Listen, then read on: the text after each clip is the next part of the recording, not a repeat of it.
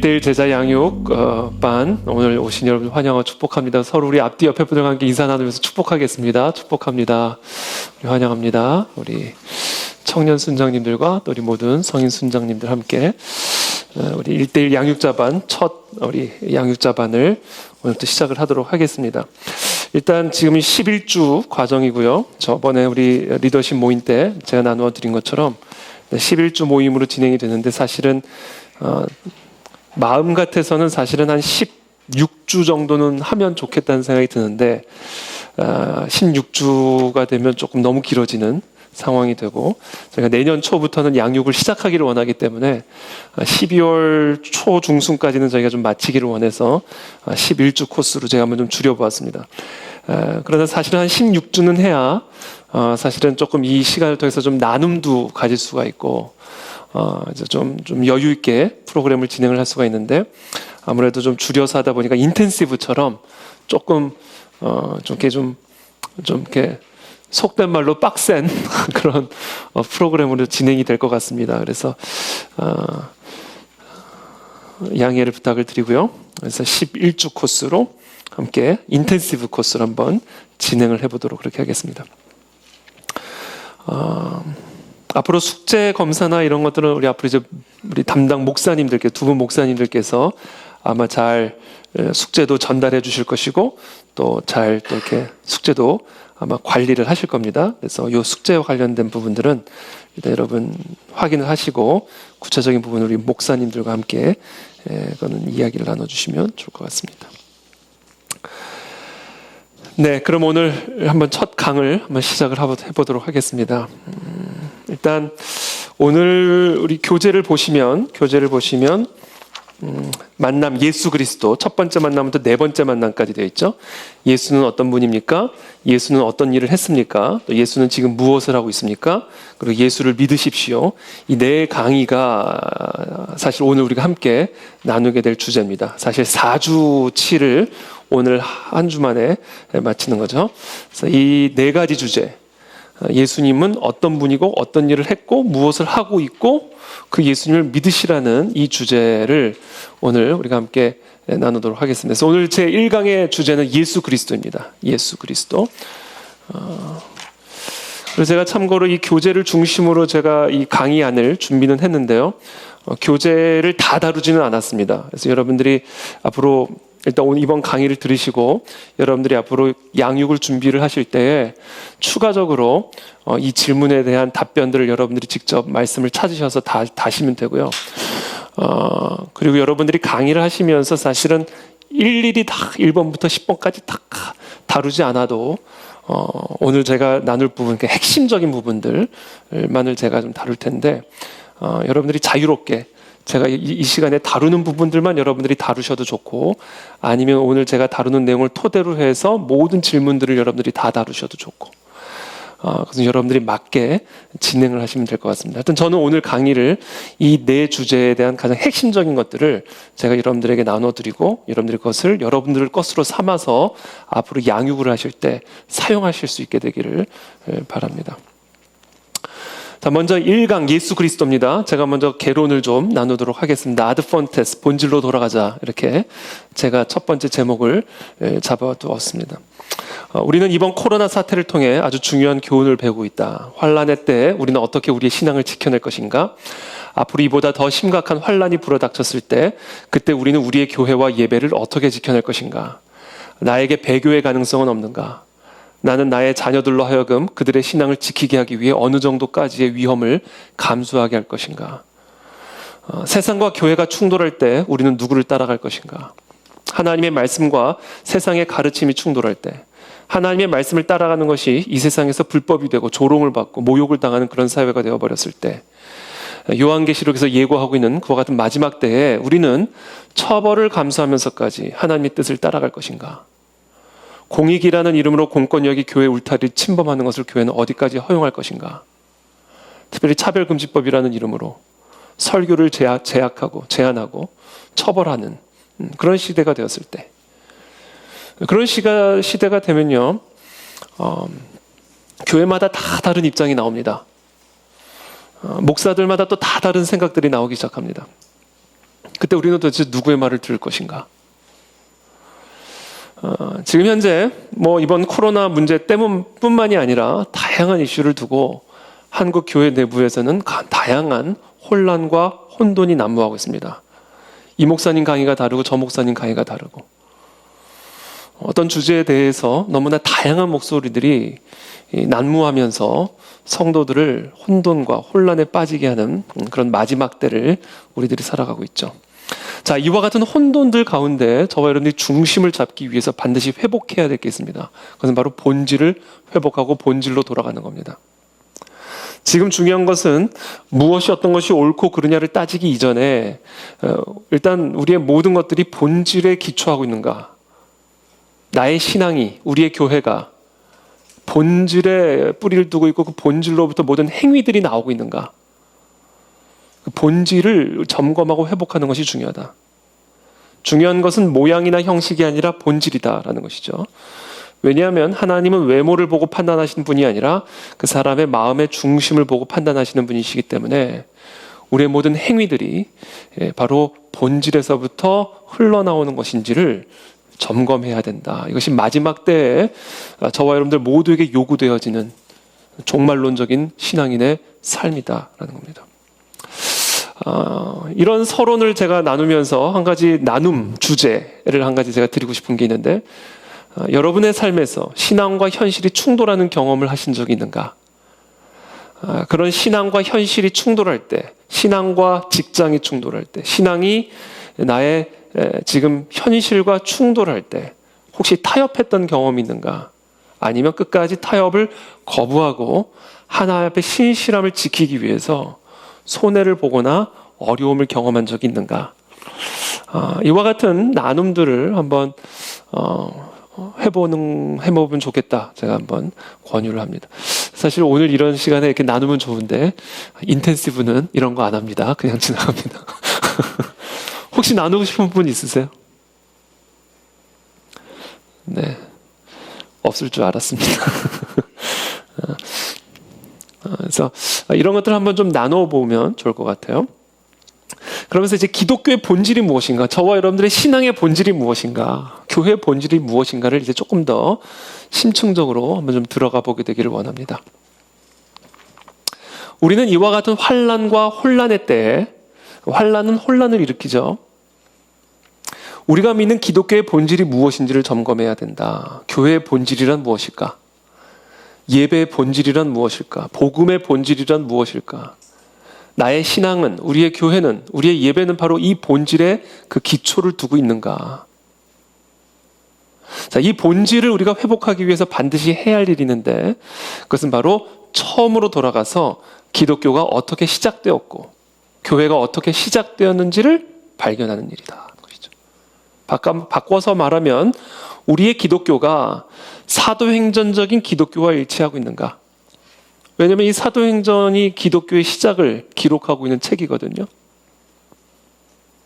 우리의 교회가 사도행전적인 교회와 일치하는가? 사도행전이 바로 그리스도의 부활 이후에 사도들을 통해서 세워진 교회에 대한 기록이거든요. 우리의 복음이 초대교회 제자들이 선포하였던, 생명 걸고 선포하였던, 사자굴에 들어가면서까지 포기하지 않고 선포했던 바로 그 사도행전적 복음과 일치하는가? 우리는 이것을 항상 점검해야 된다는 것이죠. 그리고 그것으로 돌아가야 된다. 아드폰테스라는 거죠. 본질로 돌아가자. 종교개혁의 구호가 아드폰테스였습니다. 라틴어. 본질로 돌아가자. 이와 같은 사도행전적인 교회, 사도행전적인 기독교, 사도행전적인 복음으로 우리가 돌아갈 때 그때 비로소 한 개인 안에 영적인 각성이 일어나게 되는 것이고 시대적인 부흥이 일어날 수가 있는 것이죠. 저는 이번 1:1 제자 양육을 통해서 교회의 본질, 복음의 본질이 무엇인지를 우리가 깨닫고 우리 개인적으로 먼저 우리 안에서 영적인 각성이 일어나게 될 뿐만 아니라 다시 한번 세상을 이길 수 있는 교회와 성도로서 우리가 다시금 재무장이 되어지는 그런 시간이 되기를 기도하는 마음으로 오늘 1:1 제자 양육자반을 저희가 첫 개강을 시작을 하도록 하겠습니다.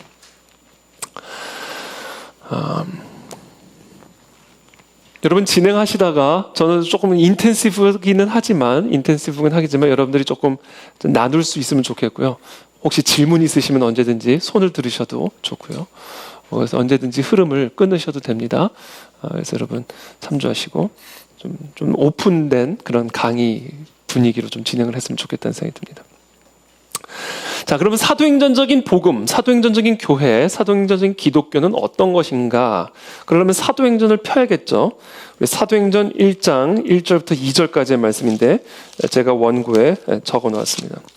사도행전 1장 1절부터 2절까지 우리 한번 한 목소리로 읽겠습니다. 시작.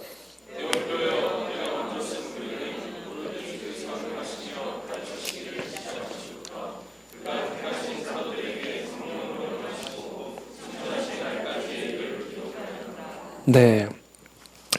사도행전은 데오빌로요. 그러니까 사도행전은 데오빌로에게 쓴 편지예요. 내가 먼저 쓴 글에는 무릇 예수께서 행하시며 가르치기를 시작하신부터 그가 택하신 사도들에게 성령으로 명하시고 승천하신 날까지 이를 기록하였노라. 여기서 내가 먼저 쓴 글이란 무엇을 의미할까요?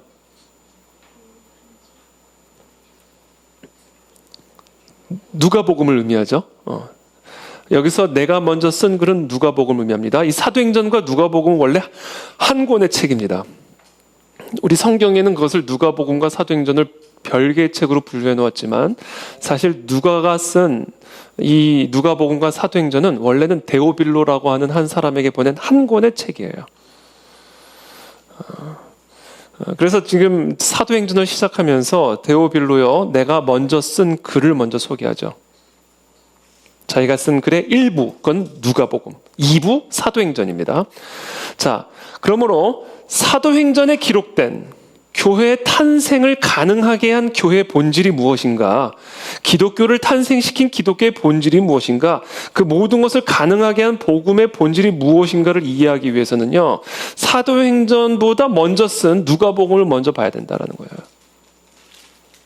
사도행전에 기록된 교회의 이야기, 기독교의 이야기, 복음 전파의 이야기, 이 놀라운 기이한 복음의 전파적인 역사들을 이해하려면 어떻게 이런 놀라운 교회가 시작이 될 수 있었을까? 어떻게 이렇게 로마 제국을 뒤집어 엎을 수 있는 강력한 복음 전파가 시작이 될 수 있었을까? 이 모든 일들을 이해하려면 내가 먼저 쓴 글부터 읽으셔야 됩니다. 내가 먼저 쓴 글, 누가복음에는 내가 무엇을 썼는가? 예수께서 행하시며 가르치기를 시작하신부터 그가 택하신 사도들에게 성령으로 명하시고 승천하신 날까지의 일, 즉 공생애죠. 이 공생애에 대한 기록을 먼저 이해하셔야 사도행전에 기록된 사실들을, 즉 교회 탄생, 로마 전역으로 전염병처럼 퍼지기 시작하여 세상을 뒤집어 놓기 시작한 놀라운 복음의 확산을, 제가 잘못 썼네, 이해할 수 있게 됨을 의미하는 것이죠. 그것을 누가복음에 기록된 예수님의 공생애의 사건을 먼저 이해하지 않고서는 사도행전에 기록된 이 모든 교회 탄생과 복음의 전파의 역사들, 사도들의 행전을 이해할 수 없다. 한마디로 사도행전에 기록된 교회의 시작, 기독교의 탄생의 이야기는 누가복음에 기록된 사실로부터 흘러나오는 것임을 지금 누가는 데오빌로에게 설명해 주고 있는 것이죠. 그렇다면 이 누가복음이 어떤 책인지를 먼저 잠깐 간략하게 좀 볼 필요가 있어요. 누가복음 1장 1절입니다. 우리 중에 이루어진 사실에 대하여 처음부터 말씀의 목격자 되고 일꾼된 자들의 전하여 준 그대로 내력을 저술하려고 붓을 든 사람이 많은지라. 그 모든 일을 근원부터 자세히 미루어 살핀 나도 데오빌로 각하에게 차례대로 써보내는 것이 좋은 줄 알았노니 이는 각하로 그 배운 바의 확실함을 알게 하려 함이로라. 이게 바로 누가복음을 쓴 목적이요, 사도행전을 쓴 목적이죠. 데오빌로는 아마 당시 사회적으로 상당한 위치에 있었던 로마인으로 추정이 되고 있고요. 특별히 기독교에 대한 큰 관심을 갖고 있었던 사람으로 보입니다. 누가는 사도 바울과 동행했던 의사이고요. 아주 유능한 역사가였죠. 누가는 지금 데오빌로에게 이렇게 말하고 있는 거예요. 제가 각색을 했어요. 우리가 지금 믿고 있는 것이 무엇이며 그것을 왜 믿고 있는지, 교회가 도대체 무엇이며 기독교가 무엇인지, 우리가 왜 이 복음을 위해 이렇게 수고하고 있으며 어떻게 이 복음이 수많은 방해와 박해도 불구하고 전염병처럼 로마 제국을 뒤흔들고 있는지, 이 모든 일의 근원을 제가 자세하게 살펴보았고 그 모든 일의 본질을 내가 데오빌로에게 자세하게 설명해 드리겠습니다. 이거죠. 자, 그렇다면 지금 누가복음에서 설명하고 있는 이 기독교의 본질, 사도행전이 가능하게 된 그와 같은 기독교의 본질이 무엇인가? 누가복음 1장 1절에 보면 이거죠. 우리 중에 이루어진 사실. 자, 기독교의 본질은 우리 중에 이루어진 사실에 관한 것입니다. 여기서부터 기독교는 시작이 된 거예요. 우리 중에 이루어진 사실로부터 교회는 시작이 된 겁니다. 그러므로 기독교의 본질이란 무엇일까? 교회의 본질이란 무엇일까? 우리 중에 이루어진 사실에 관한 것임을 먼저 우리가 이해해야 합니다. 지구상의 팔레스타인이라고 하는 땅에서, 그리고 그 땅에서 살아가고 있던 사람들 가운데 일어난 사실, fact, event에 관한 것이 기독교의 본질이다.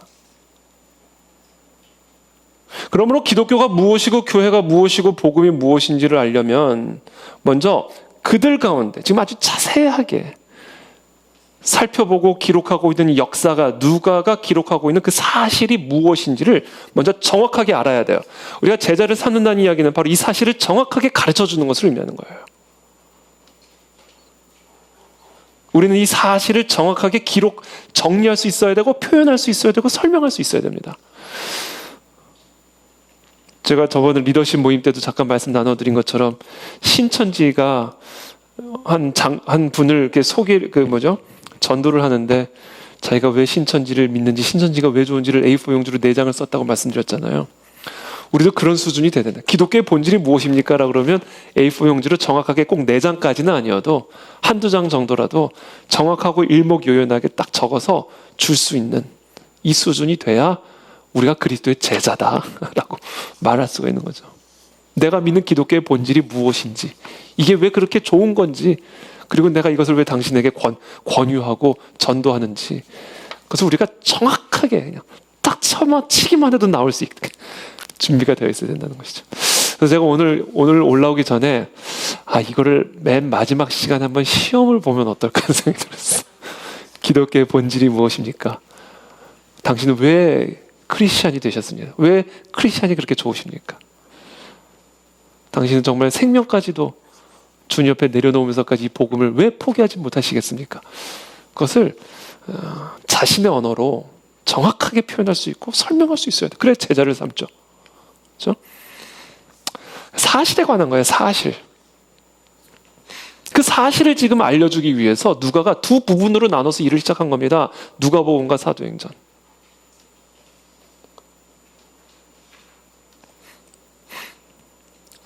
사도행전은 도대체 지금 무슨 일이 일어나고 있는지를 적은 것이고요. 누가복음은 그 일이 왜 일어났는지를 적고 있는 거예요. 이 두 책에 기록된 이야기는 어떤 이야기인가? 아주 평범한 소수의 사람들이 있었어요. 이들은 아무것도 아니었고 이들에게는 아무것도 없었습니다. 이 사람들은 다 어부, 세리.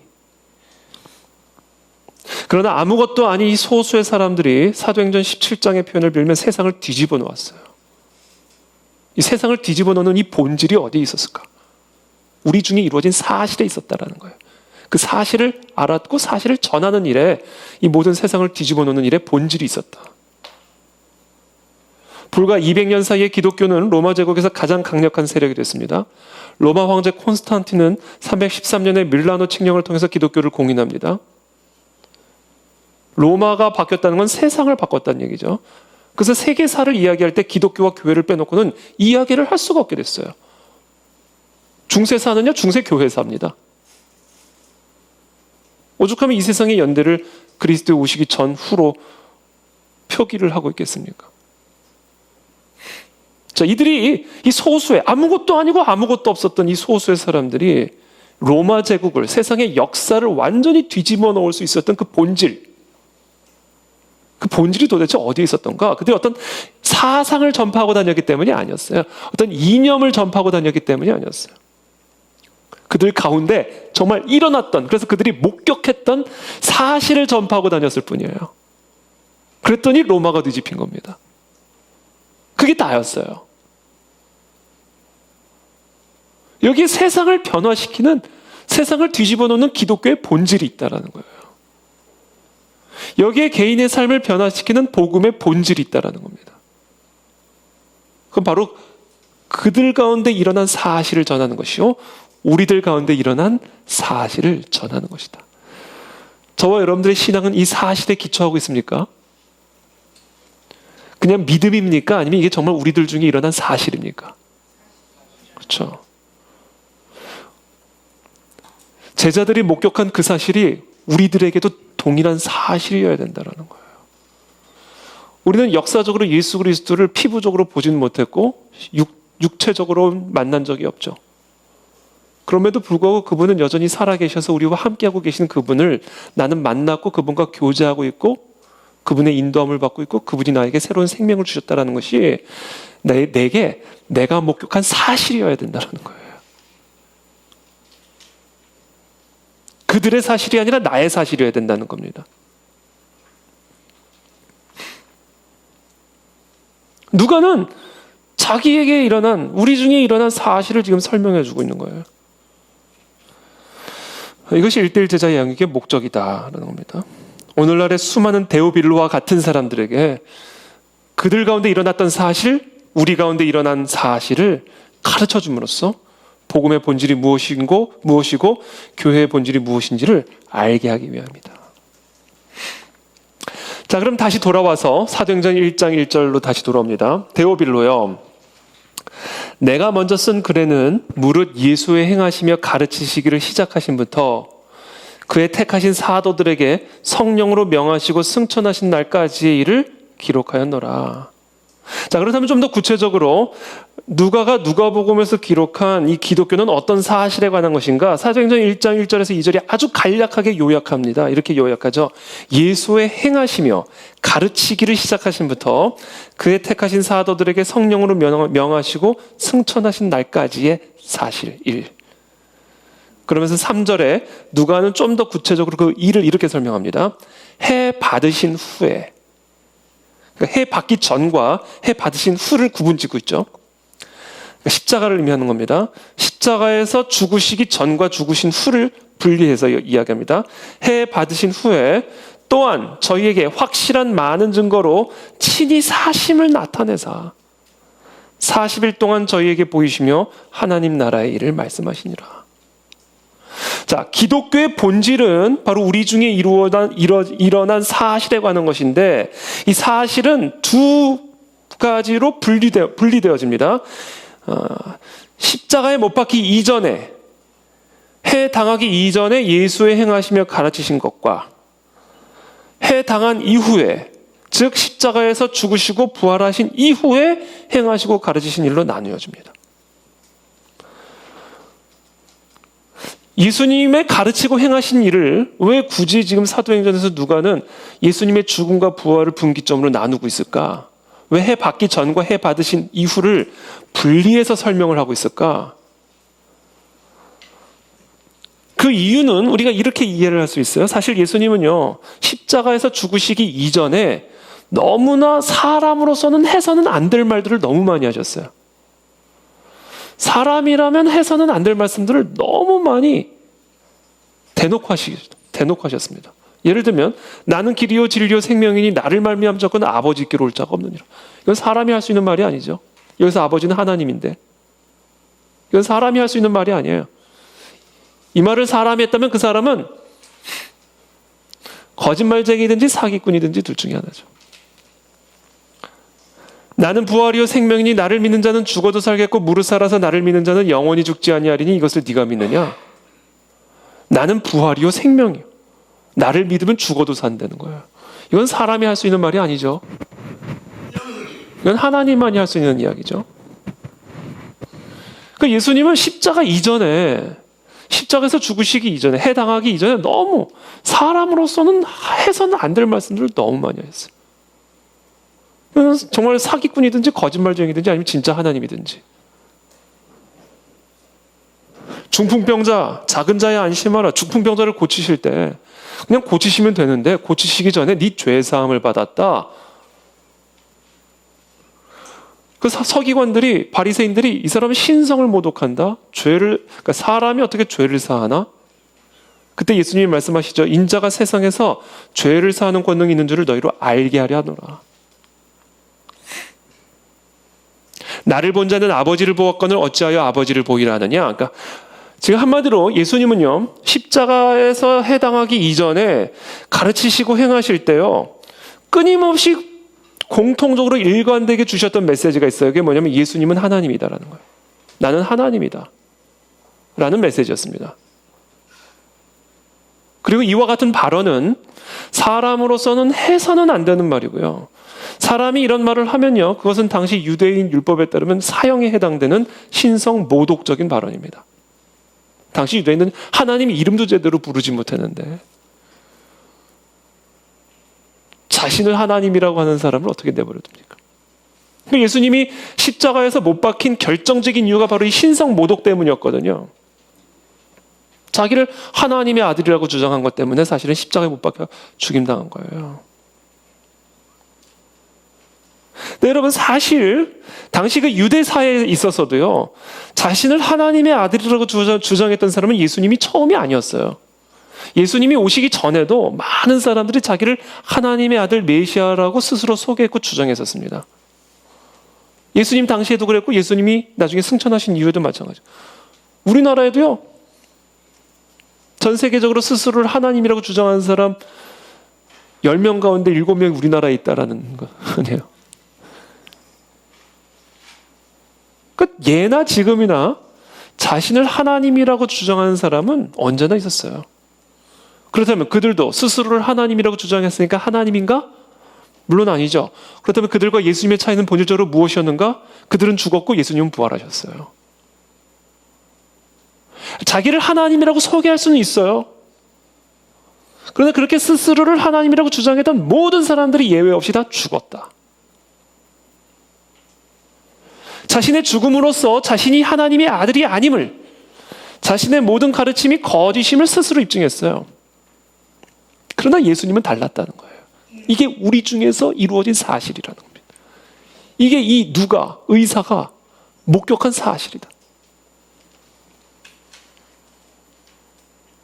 예수님은 공생의 기간 동안에 스스로를 하나님의 아들이라고 가르쳤을 뿐 아니라 스스로 십자가에서 죽으시고 부활하심으로써 십자가에서 해당하기 이전에 자신이 가르친 모든 가르침이 사실임을, 즉 예수는 그리스도시요 살아계신 하나님의 아들이시며 그는 부활이시요 생명이니 그를 믿으면 죽어도 살겠고 무릇 살아서 그를 믿은 자는 영원히 죽지 않는다라는 그분의 모든 가르침이 진짜라는 사실을 입증했다.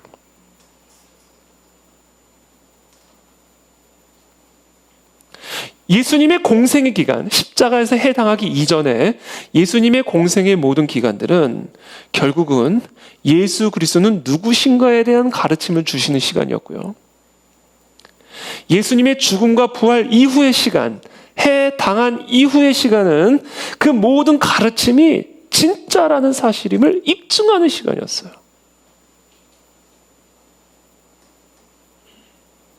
즉 기독교의 본질, 교회의 뿌리, 우리의 신앙의 토대가 되는 우리 중에 이루어진 사실이란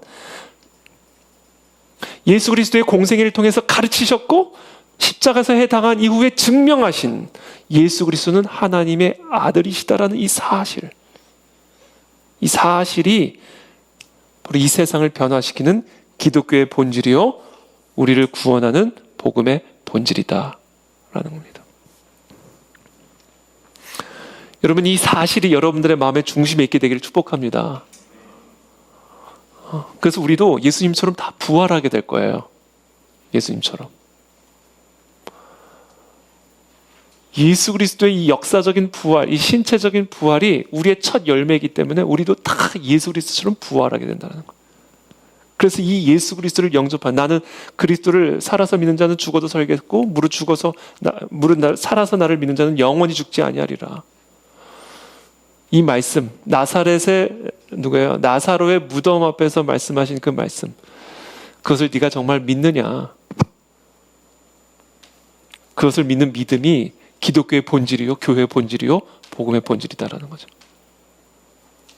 그래서 이 복음의 본질에는요, 십자가만 있는 게 아니에요. 부활이 있어요. 십자가와 부활이 같이 있는 겁니다. 이 부활 신앙으로 무장되시길 축복합니다.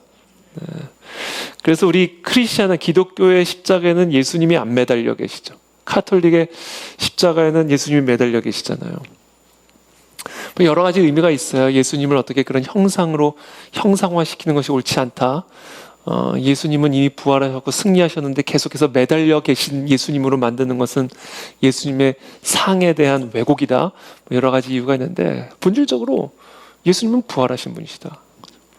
부활신앙이에요. 부활신앙.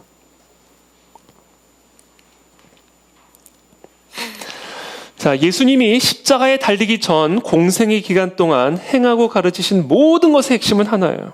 너는 나를 누구라 하느냐에 관한 겁니다. 이 예수님께서 공생의 기간 동안 모든 행하고 가르치신 것의 핵심입니다. 너는 나를 누구라 하느냐. 그 질문에 대해서 베드로 대답하죠. 주는 그리스도시요 살아계신 하나님의 아들입니다. 그때 예수님이 말씀하시죠. 내가 이 반석 위에 내 교회를 세우리니. 여기서 말하는 반석은 바로 이 베드로의 고백입니다.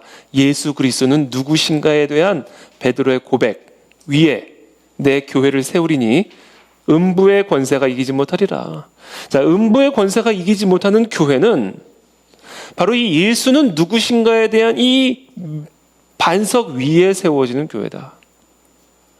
내가 천국 열쇠를 네게 주리니 네가 땅에서 무엇이든지 매면 하늘에서도 매일 것이요 네가 땅에서도 무엇이든지 풀면 하늘에서도 풀리리라.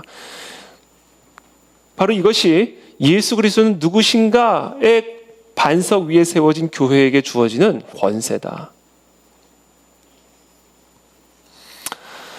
예수님은 공생의 기간 동안 그리스도가 누구신가를 가르쳐 주셨고 죽음과 부활을 통해서 그 가르침이 사실임을 확정적으로 증명해 주셨습니다. 이것이 바로 누가복음에서 기록하고 있는 우리 중에 이루어진 사실이요. 그것이 바로 사도행전에서 기록하고 있는 기독교의 본질입니다. 교회의 본질이고. 그래서 역사적인 증거와 오랜 교회 역사 속에서 일어났던 모든 부흥의 기록들을 읽어보면요. 예외가 없습니다. 교회의 중심, 예배의 중심이 언제나 부활하신 예수 그리스도에 초점이 맞춰져 있어요. 그분을 높이고 그분을 경배하고 그분을 사랑하고 그분을 섬기고 그분을 위해서 생명도 아끼지 아니하고 헌신하는 예수 그리스도가 중심이 되었을 때 진정한 각성과 부흥의 역사들이 일어나게 됩니다.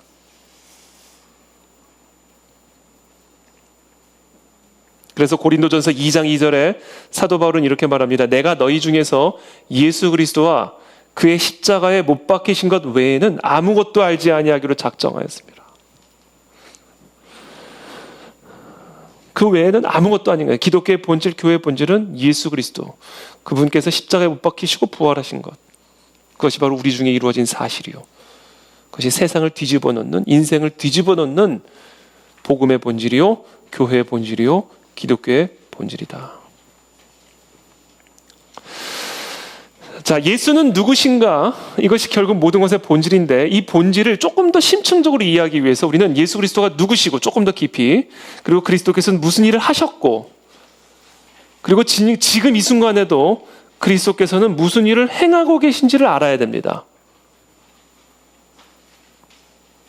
그래서 지금부터는 이제 4주에 걸쳐서 이 교제에 따르면 이 예수 그리스도가 어떤 분이시고 그리고 예수 그리스도를 받아들여야 된다, 믿어야 된다라는 것으로 이제 나아가게 되는데요. 이제 첫 번째 만남입니다. 이제 예수는 어떤 분입니까? 결론적으로 얘기하면 이 단원에서 핵심적인 주제는 이겁니다. 예수님은 인간이시고 하나님이셨다. 인간으로 오신 성육신하신 하나님이다. 그게 바로 예수 그리스도는 어떤 분입니까에 대한 핵심적인 답이에요. 이거를 가르쳐 줘야 돼요. 제자들에게. 예수님은 분명히 사람으로 오셨지만 분명히 하나님이다. 그리스도시요 살아계신 하나님의 아들이다. 성육신하신 하나님이라는 사실을 가르쳐 줘야 됩니다. 이게 첫 번째 만남에서 우리가 가르쳐 줘야 할 사실이에요. 먼저 예수 그리스도는 인간이셨다. 예수 그리스도는 우리와 같은 사람이었다라는 사실이에요.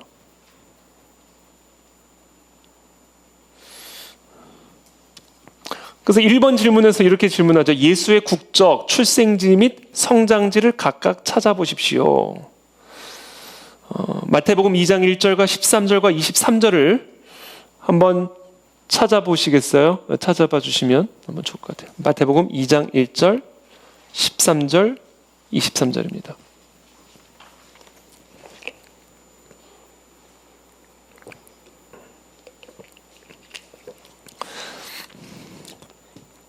출생지는 어디로 나오죠? 베들레헴이죠. 그 다음에 피난처는 애굽이죠. 헤롯이 이 아기를 아기를 찾아 죽이려고 하잖아요. 이 아기 예수를. 이제 그것을 이제 알고는 이 요셉이 이 아기 예수를 데리고 애굽으로 피난을 갑니다.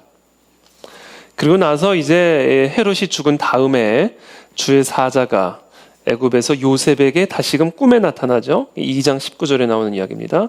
그리고는 다시 이제 이스라엘 땅으로 돌아가는데 이스라엘 땅으로 돌아와서 어디에 머무르냐, 정착하냐, 나사렛이라고 하는 지역에 정착을 하게 되고 예수님은 나사렛에서 성장하십니다.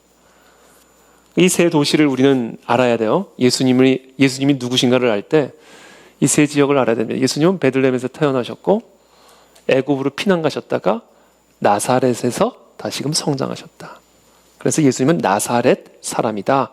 이렇게 불림을 받죠. 나사렛 예수다. 이렇게 불림받죠. 자, 여기서 우리가 이제 나눔 주제가 또 하나가 있습니다. 여러분들이 양육하는 이제 동반자와 함께 이 부분에서 함께 이런 나눔을 하시면 좋아요. 당신의 출생지는 어딘지, 당신의 피난지는 어디였는지, 성장지는 어디였는지, 그리고 그와 같은 배경이 지금의 당신을 또는 지금의 나를 형성하는 데 있어서 어떤 영향을 주었는지, 예수님이 어떤 분이신지를 알려면 바로 예수님이 출생하였고 피난 갔고 성장했던 이 지역을 우리가 이해하는 게 중요하죠. 우리가 태어나서 성장하는 환경들이 나의 나됨을 만들어갑니다.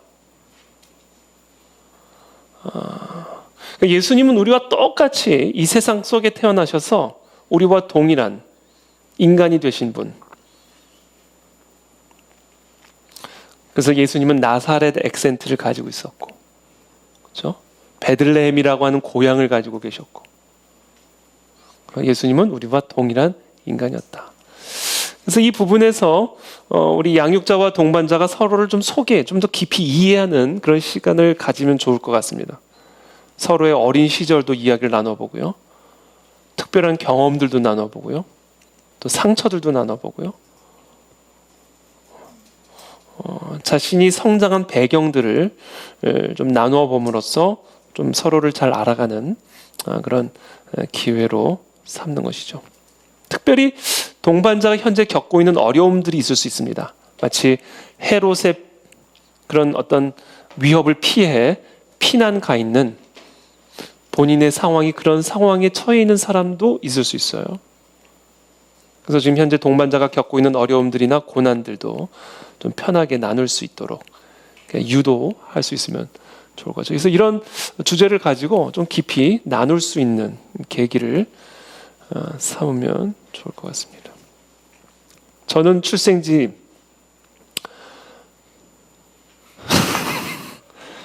병원이고요. 피난은 가본 적이 없고 서울에서 태어나서 서울에서 성장한 서울 사람이죠. 그래서 이렇게 자기가 태어나고 성장한 그것이 자기를 만들어갑니다. 그게 바로 예수님이었다라는 것이죠. 두 번째, 예수님의 어린 시절은 어땠습니까? 누가복음 2장 52절의 말씀이죠. 예수는 지혜와 키가 자라가며 하나님과 사람에게 더욱 사랑스러워 가시더라. 저는 이 말씀이 되게 충격적이에요. 예수님이 성장하셨다. 우리처럼 성장하셨다라는 사실이 좀 충격입니다. 예수님이 성장하셨다는 이야기는 성장하지 못했던 적이 있었다. 그러니까 육체적으로나 지혜와 키라는 얘기는요, 외면과 내면을 의미하는 것이죠. 지혜와 키. 그러니까 지혜가 예수님이 미숙했던 적이 있었다라는 사실. 그래서 예수님에게도 성장이 필요했다라는 사실. 이게 충격적이죠. 예수님도 이와 같이 성장하셨다는 사실은요, 우리 모두에게도 성장이 필요하고 성숙이 필요하다는 이야기입니다.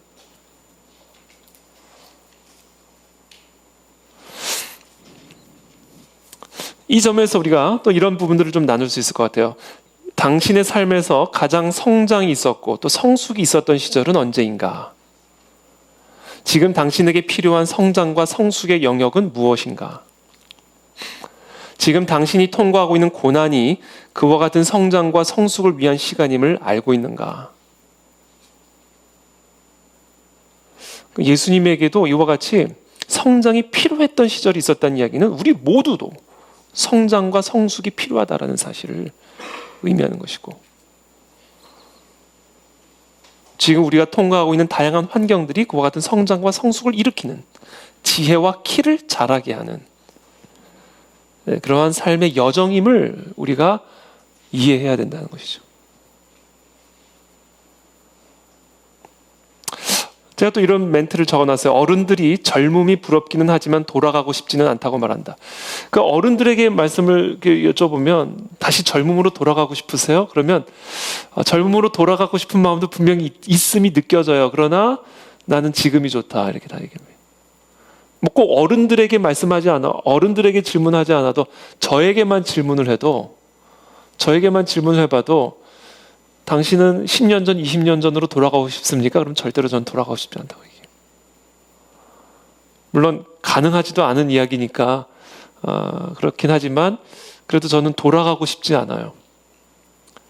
근데 왜 돌아가고 싶지 않다고 말을 할까? 왜 어른들이 돌아가고 싶지 않다고 말하는 이유는 무엇일까?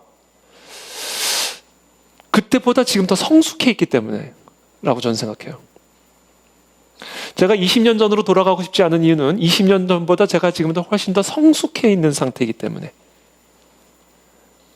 그래서 예전에 저를 괴롭혔던 게 지금은 저를 괴롭히지 않은 상태가 되고 있고, 예전에 염려했던 부분이 더 이상 나를 염려하게 만들지 않고 있고, 그래서 20년 전보다 비록 나이는 들었지만 흰머리는 나고 머리털도 빠졌지만 훨씬 더 자유롭고 훨씬 더 행복한 거죠. 예전에 고민하고 예전에 수고하고 예전에 두려워했던 것이 20년이 지나고 30년이 지나고 보니 이게 얼마나 부질없는 것인지를 알고 있기에 그 모든 것으로부터 자유하고 해방되어 있는 이 상황을 버리고 내가 다시 거기로 미성숙함으로 돌아간다고? 그러니까 이건 단순한 젊음과 노화의 문제가 아니라 자유의 문제예요. 자유. 행복의 문제다라는 것이죠. 주님은 그처럼 우리를 조금 더 성장, 계속해서 성숙시키심으로써 더 풍성한 자유와 더 큰 평강과 더 큰 기쁨을 누리게 하기를 원하신다. 에베소서 4장 13절의 말씀입니다. 우리가 다 하나님의 아들을 믿는 것과 아는 일에 하나가 되어 온전한 사람을 이루어 그리스도의 장성한 분량이 충만한 데까지 이르리니 이는 우리가 이제부터 어린아이가 되지 아니하여 사람의 속임수와 간사한 유혹에 빠져 온갖 교훈의 풍조에 밀려 요동하지 않게 하려 함이라.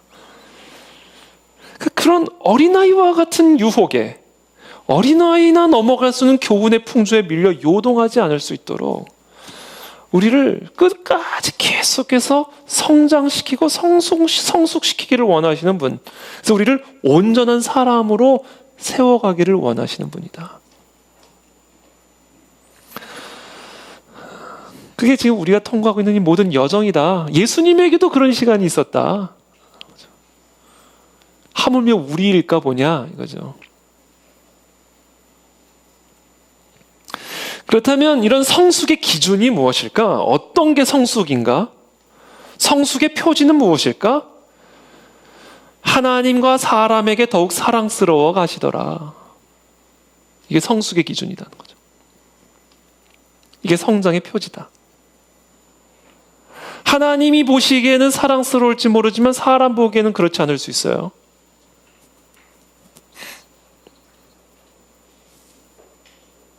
이건 종교적인 그리스도인을 의미한다고 볼 수 있죠. 종교적인 열심은 있는데 사람 보기에는 사랑스럽지 않을 수 있죠. 최근에 이렇게 대중문화에서 그려지는 기독교인들의 모습을 보면은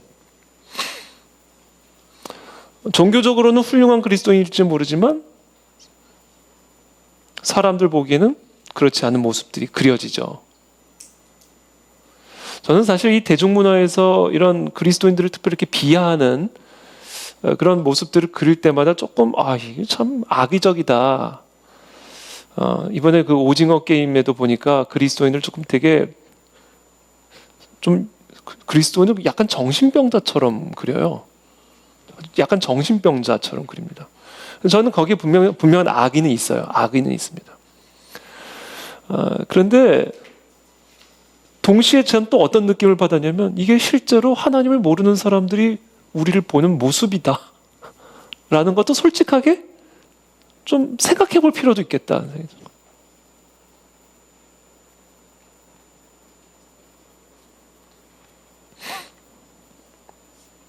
우리가 우리의 신앙에 너무 함몰이 돼가지고 세상 사람들이 우리를 지금 어떻게 보고 있는지를 좀 이렇게 놓치고 있을 때가 있죠. 물론 우리가 세상 사람들한테 항상 칭찬받을 수는 없습니다. 우리는 세상 사람들의 눈치에 맞게 우리의 행위를 뭐 이렇게 하는 게, 우리는 하나님을 경외하고 가이사보다 위에 계신 하나님을 섬기는 자들이기 때문에 가이사와의 충돌은 불가피하고 세상과의 충돌은 불가피합니다. 그러나 그것과 별도로 좀 우리가 또 점검해 볼 문제도 있다라는 거죠. 제가 이거는 조금 조심스러워서 얘기를 안 하려고 그랬는데 이제 뭐 주차 문제라든지 최근에 우리 옆집에서 이제 오셔서 이제 항의하시는 그런 것들은 이제 실수죠. 우리가 실수할 수 있죠. 실수할 수가 있어요. 그런데 이제 그런 것들이 이제 실수가 아니라 이제 그게 그냥 어떻게 보면 무감각한 우리의 패턴이 돼버리면 이제 조금 그럴 수가 있는 거죠. 또는 최근에 제가 또 어떤 좀 이렇게 항의를 컴플레인을 받아 아니면 우리 교회를 올 때 한국수를 통과한다는 거예요. 그래서 손님인 줄 알았는데 그냥 교회를 가더라는. 그래서 이제 항의를 좀 항의라는 표현보다는 조금 이렇게 좀 조금 이렇게 얘기를 좀 이렇게 들었어요. 전달을 받았어요. 그래서 그런 거. 그러니까 그 사실은 우리가 그냥 어떻게 보면 좀 이렇게 뭐랄까요, 신경을 덜 쓰는 거죠. 그런 부분들을. 저도 이제 가끔씩 카페에 이제 앉으면 앉아서 뭐 책을 보거나 커피를 마시고 있으면 그냥 이렇게 통과해서 가는 사람들이 가끔씩 있거든요. 근데 사실은 아무것도 아니죠. 사실은 그냥 갈 수 있다고 생각하는데 솔직히 저도 기분은 별로 썩 좋지는 않더라고요. 기분이 썩 좋지는 않더라고요. 뭐 꼭 안 사 먹어서가 아니라 뭐 안 사 먹고 그냥 가서가 아니라 그냥 일종의 일단은 그냥 뭐게 좋은 옳고 그런 걸 떠나서 그냥 기분은 썩 좋지는 않더라고요. 그러니까 우리가 우리가 이렇게 세상 사람들에 대한 어떤 배려 이런 것들을 조금 더 신경을 써야 되겠구나. 나부터 이제 그런 생각을 하게 되는 거죠.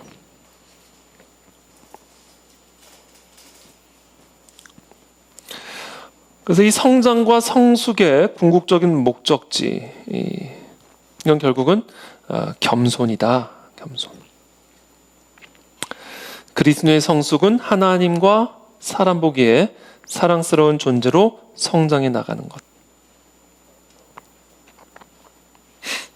그리고 모든 성장과 성숙의 궁극적인 목적지 열매는 바로 겸손이다.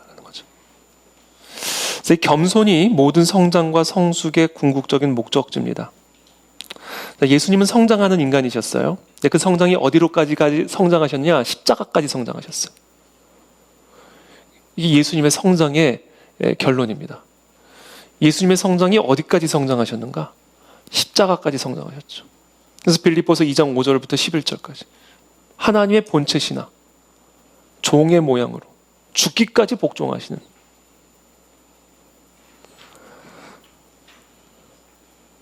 그런 인간의 모습을 보여주신 것이죠. 그래서 결국 우리의 성장은 뭐의 성장이 되어야 되는가? 겸손의 성장이 일어나는 인간이 되어야 된다. 이것이 바로 하나님 보시기에, 사람 보기에 아름다운, 사랑스러운 자들의 모습이다.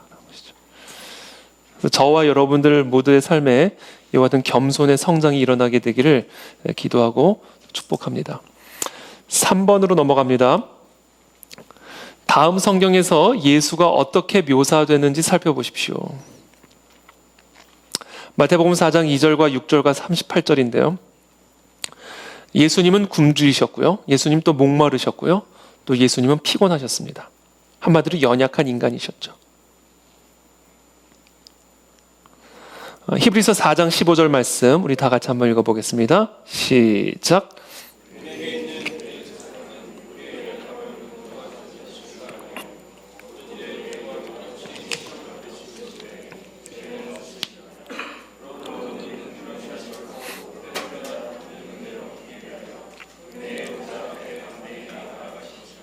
네. 예수님도 우리처럼 성장하신 분이었기 때문에 성장을 통과하는 우리들을 너무나 잘 아시죠.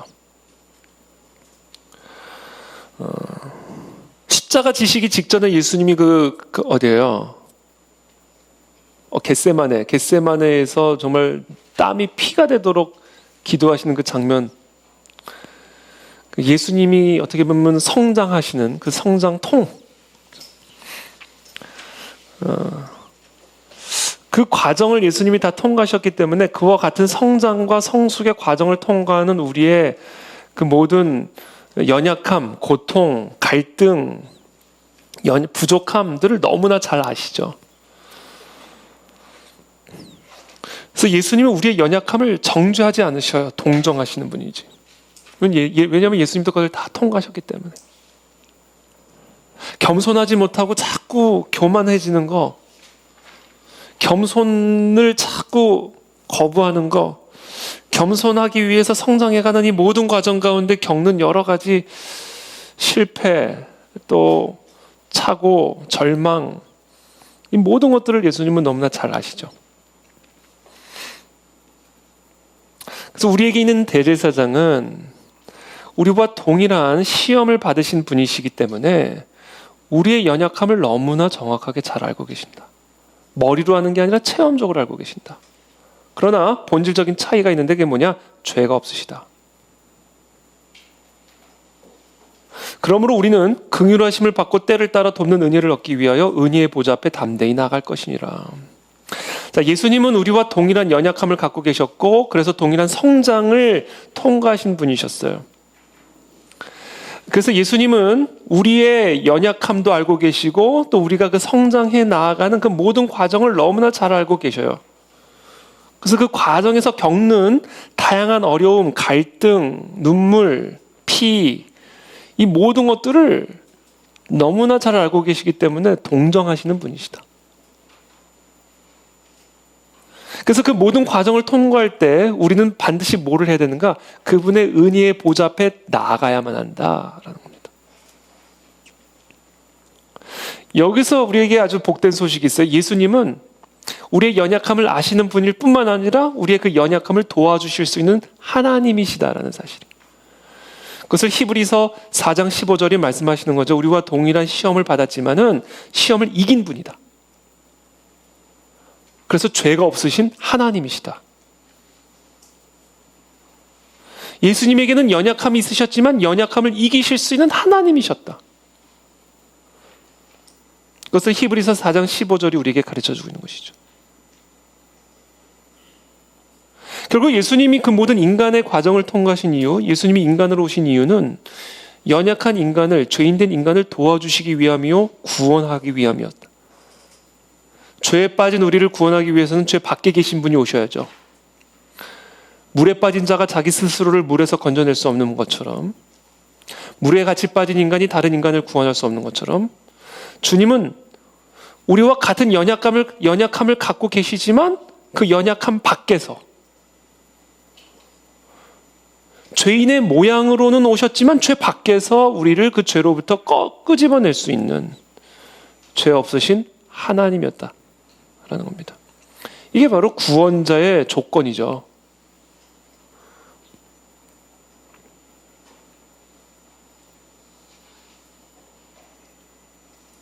그래서 예수 그리스도와 하나님은 같은 분이시다는 거죠. 사람이시면서 하나님이시다. 예수님께서 소경의 눈을 뜨게 하시고 안진뱅이를 일으키시고 죄인의 죄를 용서하시는 이 모든 일들을 통해서 제자들에게 그리고 우리들에게 가르치고자 하셨던 본질적인 메시지는 나와 아버지는 하나다. 나는 곧 하나님이다. 라는 메시지였어요.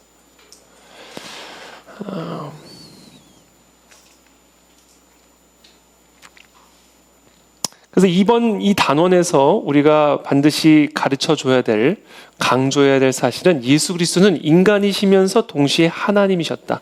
인간으로 오신 하나님이셨다라는 사실을 정확하게 가르쳐줘야 됩니다. 그것이 바로 예수님께서 공생의 기간 동안에 가르쳐주셨던 핵심이에요.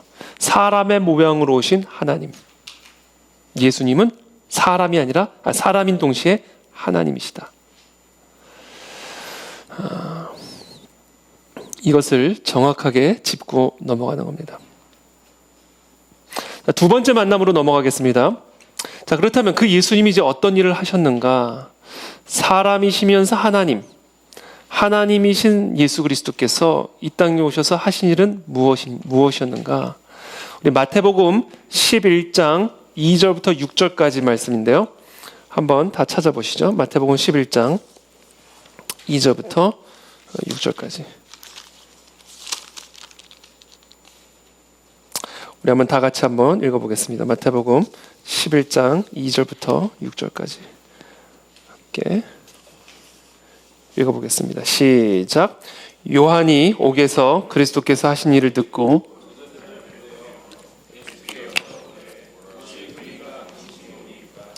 우리가 다른 일을 기다리오리이까. 예수께서 대답하여 이르시되 너희가 가서 듣고 보는 것을 요한에게 알리되 맹인이 보며 못 걷는 사람이 걸으며 나병 환자가 깨끗함을 받으며 못 듣는 자가 들으며 죽은 자가 살아나며 가난한 자에게 복음이 전파된다 하라.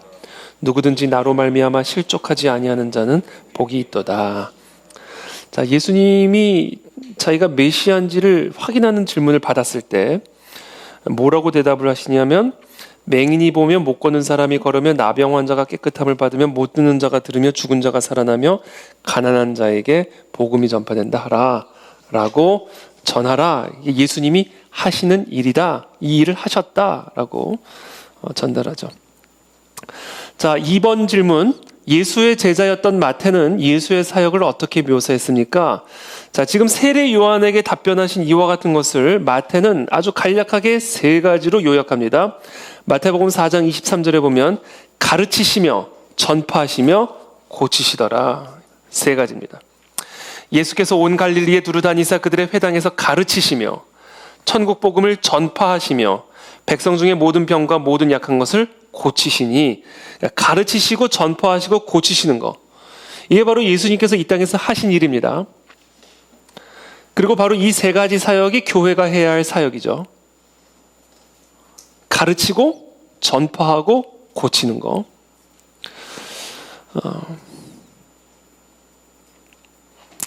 이것이 교회가 해야 할 사역이요, 예수님께서 우리를 위해서 행하신 사역입니다.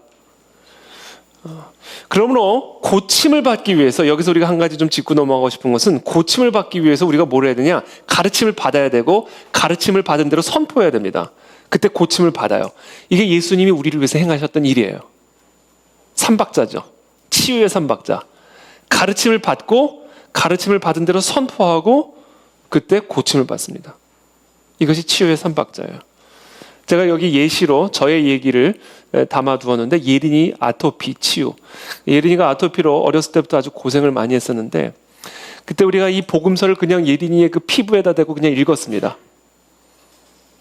그냥 예수님의 가르침대로 그냥 그 예린이의 그 아토피 피부에다가 그냥 선포를 했어요. 문둥병자에게 하셨던 그 선포, 소경에게 하셨던 그 선포, 안진뱅에게 하셨던 그 선포를요, 그냥 배운 대로 그대로 선포를 했어요. 예린이의 피부에다 대고. 그렇게 하는데 뭐 선포를 하면 그 순간 뭐 변화가 일어났으면 얼마나 좋겠어요. 그러나 아무런 변화가 일어나지 않았죠. 그럼에도 불구하고 계속해서 가르침을 받은 대로 그 피부에다 대고 계속해서 선포를 했습니다. 그렇게 시작한 지 얼마 안 돼서 수개월이 지난 이후에 정말 예린이의 그 아토피가 깨끗이, 제가 잠깐 해외 출장 갔다가 돌아왔는데 그 피부가 깨끗하게 치유되어 있는 그 경험을 하면서 이 치유의 삼박자, 가르침을 받은 대로 선포하고 그때 고침을 받는다. 이 치유의 삼박자를 그때 제가 한번 체험한 일이 있습니다. 예수님이 이 땅에 오셔서 하신 일이 그거예요. 가르치셨고 선포하셨고 고치셨어요. 이것이 교회가 해야 할 사역이고 우리가 경험해야 할 예수님의 사역입니다. 그래서 우리 그안의 진리교회는 이 세 가지 삼박자 사역들을 감당하게 되기를 바랍니다. 가르치고 가르침을 받은 대로 선포하고 그때 고침을 받는 역사들이 일어나게 되기를 축복합니다. 그래서 제가 주일 예배 때마다 기도하는 거예요. 주일 예배를 준비하면서 항상 기도하는 거예요. 주님, 우리 예배 가운데 정말 치유의 역사들이 일어나게 도와주십시오. 주님, 선포하는 대로 일어나는 일들이 일어나게 도와주십시오.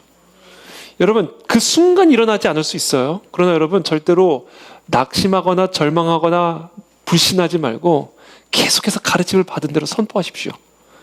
여러분들의 삶을 향하여, 여러분 자신을 향하여 가르침을 예수님이 가르쳐 주신 대로 그대로 선포하십시오. 그러면 고침을 받는 일들이 일어납니다.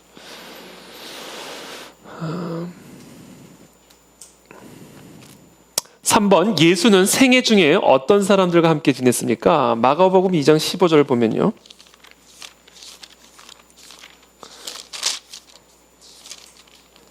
그의 집에 앉아 잡수실 때 많은 세리와 죄인들이 예수와 그의 제자들과 함께 앉았으니 이는 그러한 사람들이 많이 있어서 예수를 따름이러라. 이렇게 되어 있죠. 세리와 죄인들입니다. 예수는 생애 중에 어떤 사람들과 함께 지냈는가? 세리와 죄인들과 지냈어요. 아픈 사람들. 딱 세 부류예요. 세리와 죄인들, 병자들.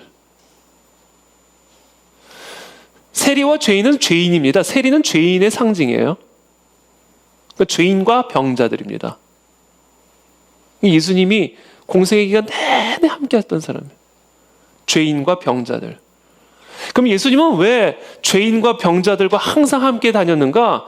죄인은 곧 병자이기 때문에 그래요. 죄와 병은 연결되어 있기 때문에. 죄와 사망, 죄와 절망은 연결되어 있습니다. 인간이 이 세상에서 경험하는 모든 문제의 근원은 죄에 있습니다. 그것이 질병일 수도 있고요. 가난일 수도 있고요. 하여튼 이 세상에서 인간이 겪고 있는 모든 문제의 근원은 죄에 있어요. 죄가 들어오기 전에는 이 땅에 가난이 존재하지 않았습니다. 죄가 이 땅에 들어오기 전에는 이 땅에 질병이 없었습니다. 왜 이 땅에 세리들이 일어나기 시작하고 죄인들이 일어나기 시작하고 병자들이 일어나기 시작했는가? 죄가 들어오면서 에덴 동산 안에 죄인들이 일어나기 시작하고 병자들이 일어나기 시작한 거예요. 여기서 여러분들이 동반자들에게 분명히 각인시켜줘야 할 진리가 있습니다. 모든 문제의 근원은 죄다. 여기서 말하는 죄는 원죄다. 원죄. 오리지널 신이라고 되어 있죠. 오리지널 신. 이 세상의 모든 문제의 근원은 바로 이 인간의 원죄에 있다. 이것을 정확하게 각인시켜줘야 돼요. 왜냐하면 이것 때문에 예수님이 오신 거기 때문에. 여기서 제가 한 가지 조금 짚고 넘어가고 싶은 부분이 있는데요. 원죄와 죄를 좀 분리해서 설명해 줄 필요가 있습니다. 그냥 우리는 일반적으로 죄 그러지만요. 원죄입니다. 원죄. 원죄와 죄는요. 미세한 차이가 있습니다. 뿌리와 열매의 차이 같은 거예요. 원죄는 죄의 뿌리예요. 왜 거짓말하는가? 원죄 때문에 거짓말하는 겁니다. 거짓말은 죄죠. 그리고 그 거짓말한 죄를 왜 짓는가? 원죄 때문에 짓는 거예요. 모든 죄의 뿌리가 원죄입니다.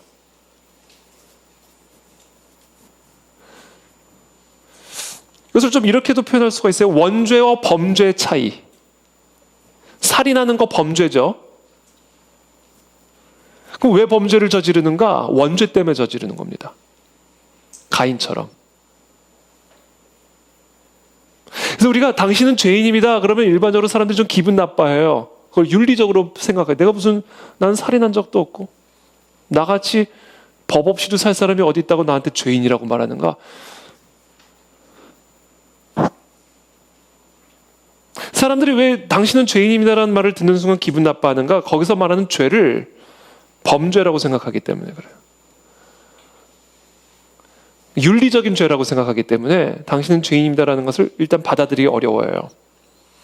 근데 우리가 당신은 죄인입니다라고 얘기를 할 때는 엄밀하게 뭐라고 얘기를 해야 되냐면 당신은 원죄인입니다. 이렇게 얘기해요. 원죄인. 그럼 원죄란 무엇인가? 그것을 8번 질문에서 이렇게 표현한 거예요. 죄의 기원. 이 죄의 기원이 원죄예요. 죄를 낳은 죄가 원죄입니다. 그럼 원죄는 무엇인가? 원죄는 윤리적인 죄가 아니에요. 원죄의 의미는 하나님과의 깨어진 관계를 의미하는 겁니다. 관계적인 의미예요. 윤리적인 의미가 아니라. 그래서 당신은 죄인입니다 라고 말을 할 때는 그것은 당신은 물론 비윤리적입니다 라는 것도 포함하죠. 원죄인이니까.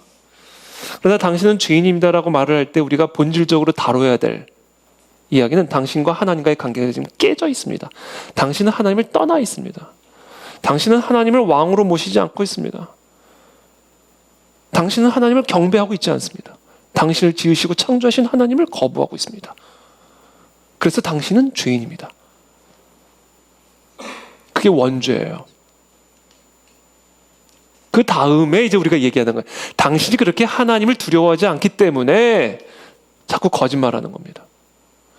당신이 하나님과 올바른 관계 속에 있지 않으니까 자꾸 윤리적인 죄를 짓는 겁니다.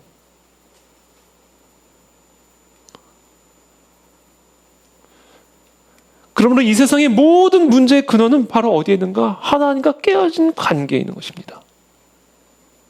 이 원죄를 이야기해줘야 돼요. 원죄. 왜 사람들이 죄인이 됐는가? 하나님과의 관계가 깨졌기 때문에 세리가 되고 살인자가 되고 거짓말쟁이가 되고 하나님의 법을 떠났고 하나님을 두려워하지 않고 내가 스스로 하나님과 같이 되어 하나님과의 관계가 완전히 단절되어 있기에 내가 죄인이 된 거죠. 그래서 8번 질문에 성경은 죄의 기원이 무엇이고 결과가 무엇이라고 말합니까? 먼저 죄란 무엇인가? 로마서 3장 23절에 이렇게 말하죠. 모든 사람이 죄를 범하였음에 하나님의 영광에 이르지 못하더니 이거예요. 이게 원죄입니다. 하나님의 영광이란 뭡니까? 하나님의 실체죠. 하나님의 하나님 되심을 의미하죠. 그 하나님의 영광은 하나님이에요. 그러므로 하나님의 영광에 이르지 못하게 됐다는 것은 하나님과 단절됐음을 의미하는 겁니다. 이르지 못했다. 하나님에게 이르지를 못한다. 그러니까 하나님과 지금 끊어져 있다. 하나님은 누구신가? 우리에게 생명을 불어넣으신 생명의 근원이시다. 그러므로 하나님과 단절됐다는 얘기는 생명의 근원과 단절됐음을 의미하는 거다. 그래서 죽는 거다. 그래서 병이 드는 거다. 하나님은 모든 기쁨의 근원이 되시는 분이시다. 그러나 그 하나님과 단절됐다. 그것은 곧 기쁨과 단절됐다라는 얘기다. 그래서 슬픔이 오는 것이다. 그래서 절망이 들어오는 것이다. 하나님은 모든 부요의 근원이시요 능력의 근원이 되신 분이시다.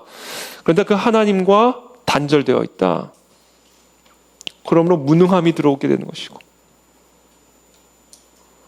모든 것의 근원이 되시는 하나님과의 단절로 말미암아 이제부터는 우리가 어떤 존재가 되냐면 내 안에 내재된 자원으로만 살아갈 수밖에 없는 존재가 돼버린 거예요. 쉽게 말하면 내 지혜.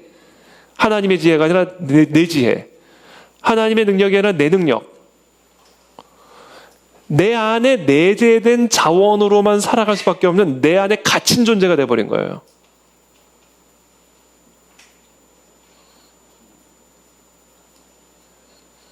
그래서 질병이 들고 슬픔이 들어오고 절망이 들어오고 가난해 이렇게 되는 것이죠. 그것을 예레미야서 2장 13절에서 뭐라고 표현해요? 내 백성이 하나님 이렇게 표현하시죠. 두 가지 악을 행하였나니 두 가지 악이란 뭐냐? 살인, 거짓말 그 얘기하시는 거 아니에요. 그들이 생수의 근원이 되는 나를 버린 것. 첫 번째 악이다. 그리고 두 번째 악은 뭐냐? 그리고는 스스로 웅덩이를 판 것. 스스로 내재적인 자원 안에 갇힌 것. 영원한 근원이 되시는 하나님과 단절짓고 스스로를 하나님처럼 여기고 자기가 자기 스스로에게 빨대를 꽂고 사는 삶이 된 거예요.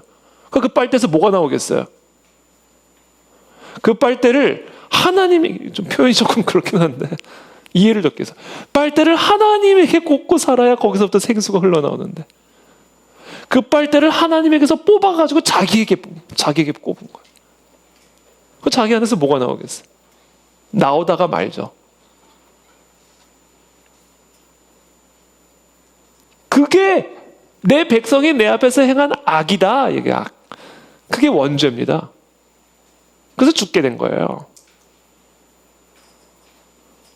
그런 의미에서 원죄와 질병은 연결되어 있는 것이고 원죄와 가난은 연결되어 있는 것이고 원죄와 고통은 연결되어 있는 거예요. 그렇다면 하나님과 왜 단절됐는가? 그 창세기 3장이 우리에게 가르쳐 주죠. 하나님에 대한 불순종, 하나님의 말씀에 대한 거역, 하나님의 권위에 대한 불순종으로 말미암아 하나님과의 관계가 깨진 거예요.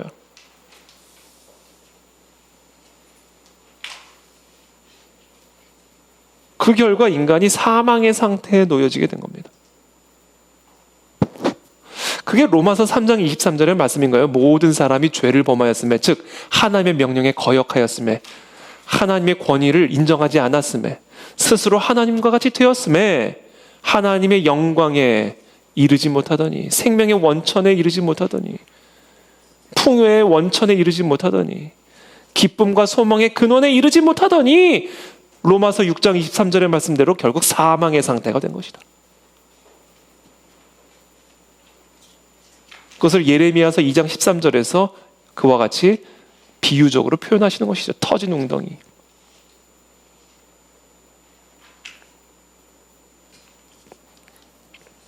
이게 원죄입니다. 그리고 이 모든 원죄로부터 죄가 나오는 거예요.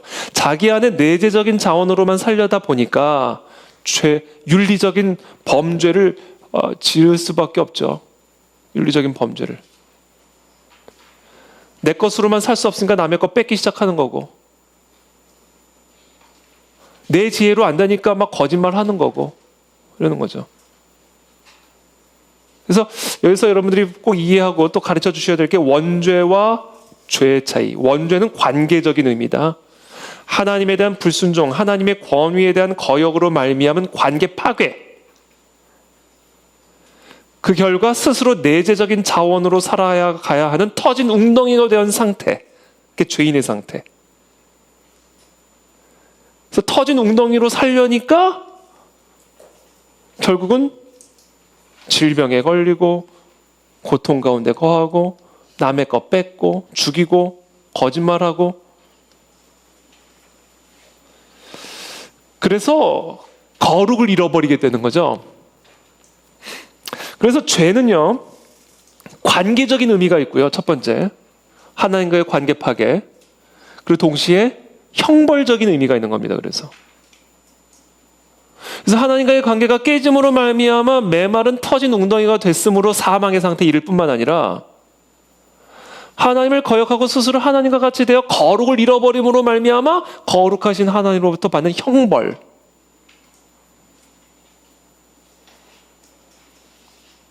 그래서 죄의 싹은 사망이요라는 이 말씀 안에는요, 관계적인 의미와 형벌적인 의미가 함께 있어요. 관계적인 의미에서는 돌아온 탕자 생각하시면 돼요. 부요와 능력의 원천 되신 하나님을 떠나 돼지 먹는 열매도 없어서 죽을 지경에 이르게 된 인간의 실존, 그리고 그와 같이 더러운 인간에 대한 하나님의 심판, 형벌. 그래서 이 죄의 싹은 사망이란 이 사망이란 개념 안에는 관계적인 의미와, 그러니까 관계적인 형벌과 관계적인 의미와 형벌적인 의미가 동시에 있는 것이죠. 터진 웅덩이가 됨으로 말미암은 고통, 사망, 그리고 거룩을 잃어버린 인간에게 주어지는 형벌.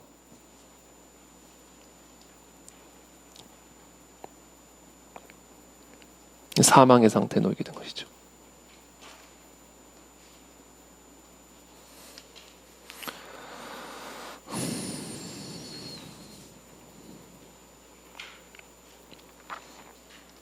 그래서 결국은 모든 생명의 시작은요, 하나님의 권위 아래로 들어오는 것으로 회복이 되는 겁니다. 하나님과의 아름다운 올바른 관계 질서 속에 우리가 살아갈 때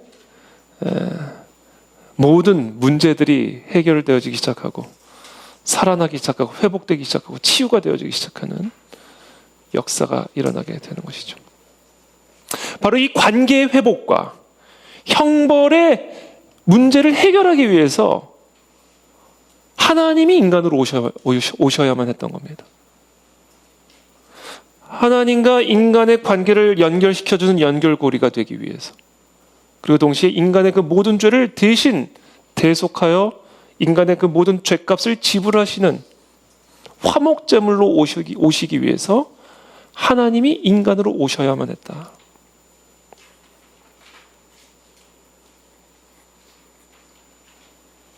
그것이 6번의 질문이죠.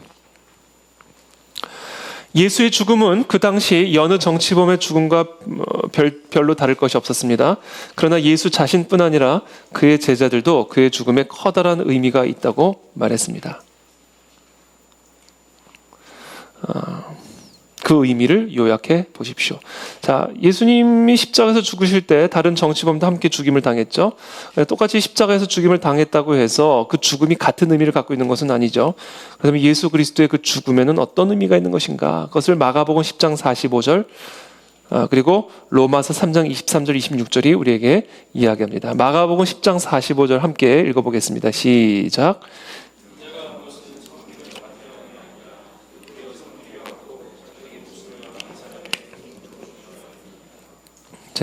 많은 사람의 대속물, 이게 키워드입니다. 대속물. 대신 속하기 위해서 바쳐지는 제물. 그 죄를 대신 지불하기 위해서 바쳐지는 제물이 대속물이죠. 그 대속물이 되려면 죄인이 돼야 돼. 죄인이 와야 돼요. 죄인이 죽어야 죄값을 지불하죠. 그렇잖아요.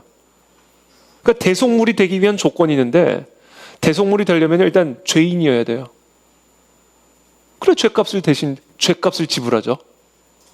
그러나 동시에 아이러니하게도 죄값을 지불해서 죄를 없게 하려면요, 죄가 없는 분이어야 된다는 거죠. 죄가 있는 사람이 대속물이 되면 그건 그 사람의 죄값을 지불하는 거예요. 그건 자기 죄를 해결하는 거지 남의 죄를 해결해 줄 수 있는 게 아니에요. 그러니까 대속물이 되기 위해서는 이 이중적인 모순된 조건이 동시에 만족이 되어야 됩니다. 죄인이어야 돼요. 그러다 죄인이면 안 되는 이 모순적인 이 조건을 동시에 만족시키시는 분이어야 된다는 거죠. 죄 속에 있지만 죄 밖에 계신 분이어야 돼요. 죄인이지만 죄인이면 안 돼요. 죄인이지만 죄인이 아니어야 돼요. 예수님이죠.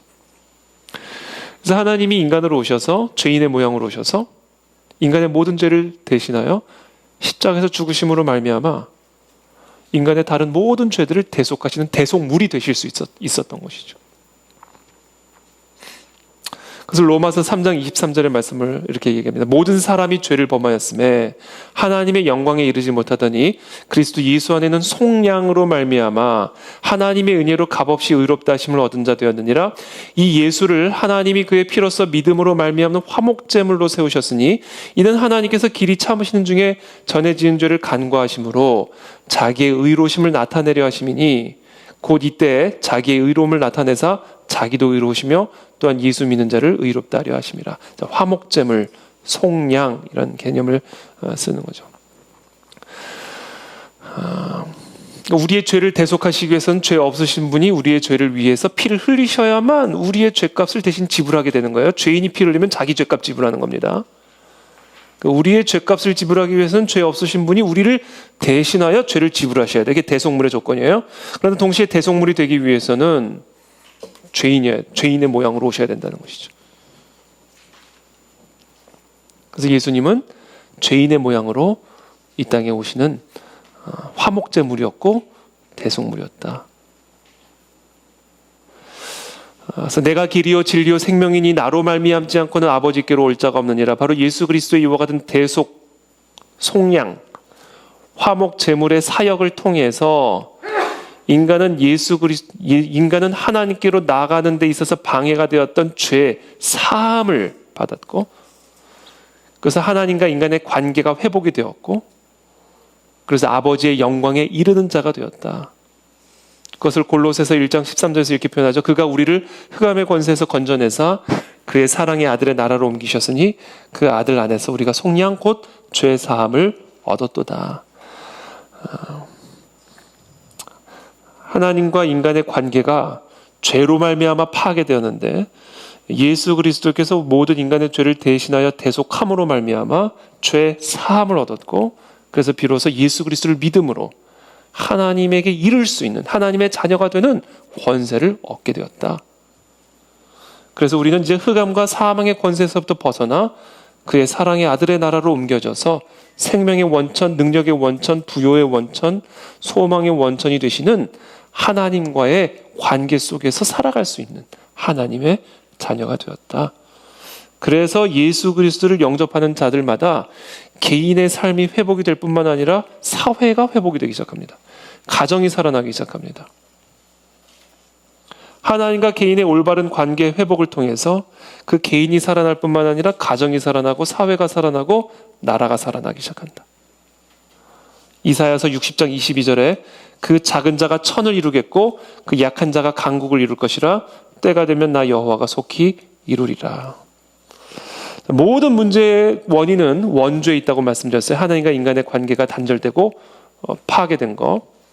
그것을 위해서 예수 그리스도께서 인간의 모습으로 이 땅에 오셨고, 예수 그리스도께서 우리의 모든 죄를 대속하심으로 말미암아 그리스도를 믿는 자마다 다 하나님의 자녀가 되는 권세를 얻게 되었고, 그렇게 돼서 하나님과의 관계성 속에서 그 개인이 살아나고 가정이 살아나고 나라와 민족이 살아나기 시작하는 회복과 부흥의 역사가 시작이 된다는 것이죠.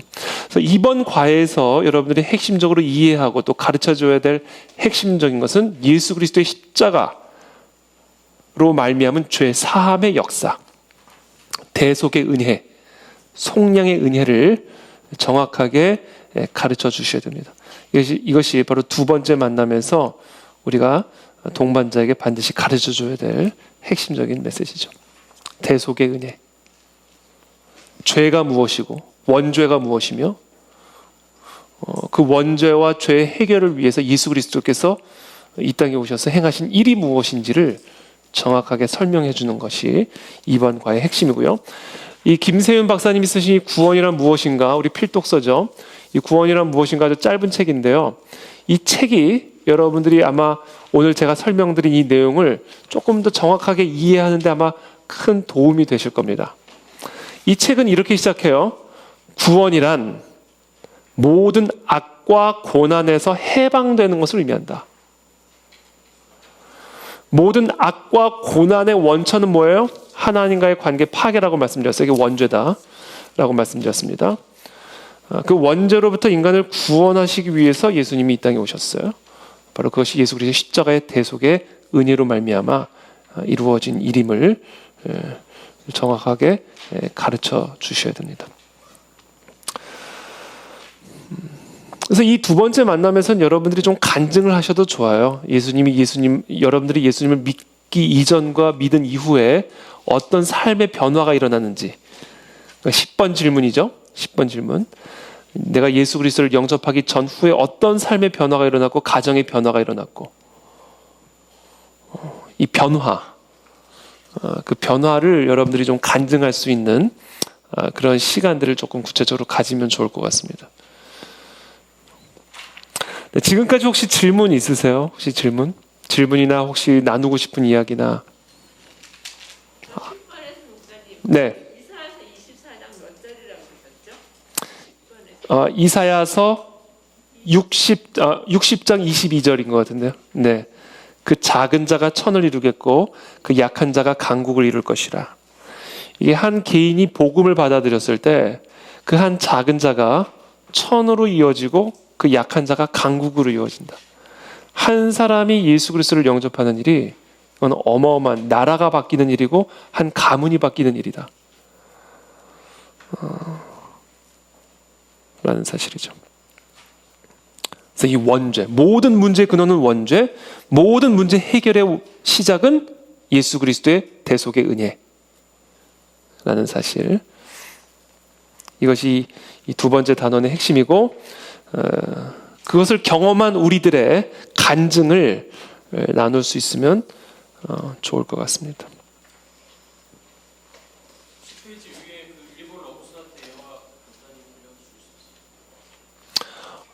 일본 러브 소나타 예화, 그거는 그냥 생략할게요. 네네, 그건 생략하겠습니다. 그 일본 러브 소나타 예화는 뭐냐면요, 가장의 중요성이죠. 가장. 한 가정의 가장의 중요성. 제가 그때 그 예린이 아토피와의 문제와 연결돼서 제가 몇 번 설교도 한 일이 있었습니다만, 제가 예린이 그 아토피 때문에 참 너무 마음이 슬픈 마음을 가지고 제가 일본 출장을 갔었는데, 그 일본 출장에 가서도 계속해서 예린이를 위해서 기도를 하는데, 그 하루는 제가 새벽에 제 방에서 기도를 하는데 죽은 저의 모습이 보였었어요. 죽어 있는 모습, 시체처럼 죽은 저의 모습을 보여주셨고, 그게 저의 영적인 상태임을 보여주셨습니다. 그때 주셨던 말씀이 행함이 없는 믿음은 죽은 믿음이다 라는 말씀을 그때 주시면서, 저의 그 죽은 모습이 바로 저의 행함이 없는 죽은 믿음의 상태, 그래서 아무런 영향력이 없는 그런 어떤 저의 영적인 상태를 그때 보여주셨어요. 그때 그 모습을 저에게 보여주시면서 그때 제 안에 엄청난 회개를 일으키셨습니다. 그때 제 호텔방 안에서 제가 아침에 일어나가지고 하나님 앞에 혼자 침대 위에 올라가가지고 얼마나 회개를 했는지 몰라요. 하나님, 나의 죽은 믿음을 내가 다시 회복하겠습니다. 내가 하나님의 말씀에 거역하였고, 하나님의 권위를 제대로 제가 인정하지 않았고, 하나님 앞에 불순종했던 것들을 내가 회개합니다. 하나님에 대한 거역이 나를 이렇게 죽은 사람으로 만들어 버렸습니다. 그래서 그것을 하나님 앞에 철저히 회개하고 하나님의 권위 아래 들어가는 원죄의 회복이 그때 그 호텔방 안에서 일어났어요. 그래서 예수 그리스도의 보혈의 은혜로 나의 죄 사함을 다시 한번 받고, 다시 한번 나의 모든 죄를 회개하고 하나님의 권위 아래 굴복하는 그런 시간을 가졌습니다. 그래서 제 삶에 몇 번 이렇게 꼽을 수 있는 그런 아주 터닝 포인트가 되는 회개의 순간들이 있는데, 그때 그 호텔방 안에서 경험했던 그 회개가 바로 그와 같은 좀 터닝 포인트가 되는 그런 순간이었어요. 그리고 나서 제가 이제 아까 우리 예린이 아토피 치유 얘기했는데, 그리고 나서 이제 제가 귀국을 한 2달 만에 귀국을 했을 때, 그때 예린이가 아주 깨끗한 모습으로 유치원 버스에서 내리는 모습을 그때 만나게 되면서, 치유의 3박자 간증과 함께 바로 이 한 가정의 가장의 영적 상태가 그 가정에 직결되는 문제다라는 거. 그래서 애들한테 무슨 문제가 일어난다? 부모의 문제가 영적인 문제가 아닌지를 점검해 볼 필요가 있다. 애들의 삶에 무슨 어려움이 있다? 그 부모의 문제 때문은 아닐까? 그걸 그러니까 애들의 문제로만 생각해서는 안 된다는 거예요. 왜? 애들은 부모의 권위 아래에 있는 존재들이기 때문에, 부모가 주는 밥 먹고 사는 존재들이기 때문에, 부모가 썩은 물 흘려보내면 썩은 물 마시는 거고, 부모가 썩은 음식 먹이면 썩은 음식 먹는 게 우리 애들이에요. 그러니까 애들이 아프다?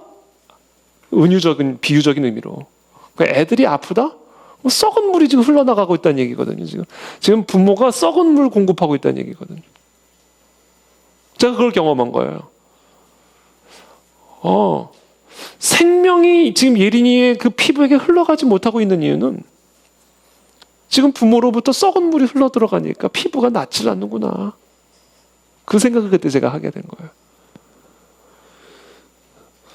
그래서 여러분, 자녀의 문제는 부모의 문제라는 게 있죠. 말이 있죠. 우리의 영적인 상태가 자녀들에게 그대로 영향을 미친다는 사실을 꼭 기억하셔야 돼요. 제가 그거를 우리 아이들을 키우면서 제가 참 그걸 깊이 경험했어요. 저의 영적인 상태가 아이들에게 그대로 반영이 되는 걸 보게 됐어요. 그래서 나 한 사람이 하나님과의 올바른 관계에 서 있을 때 아빠, 엄마가, 남편과 아내가 하나님과의 올바른 관계 안에 서 있을 때 그것이 자녀를 살리고 자녀를 회복하고 자녀를 치유하는 일이다.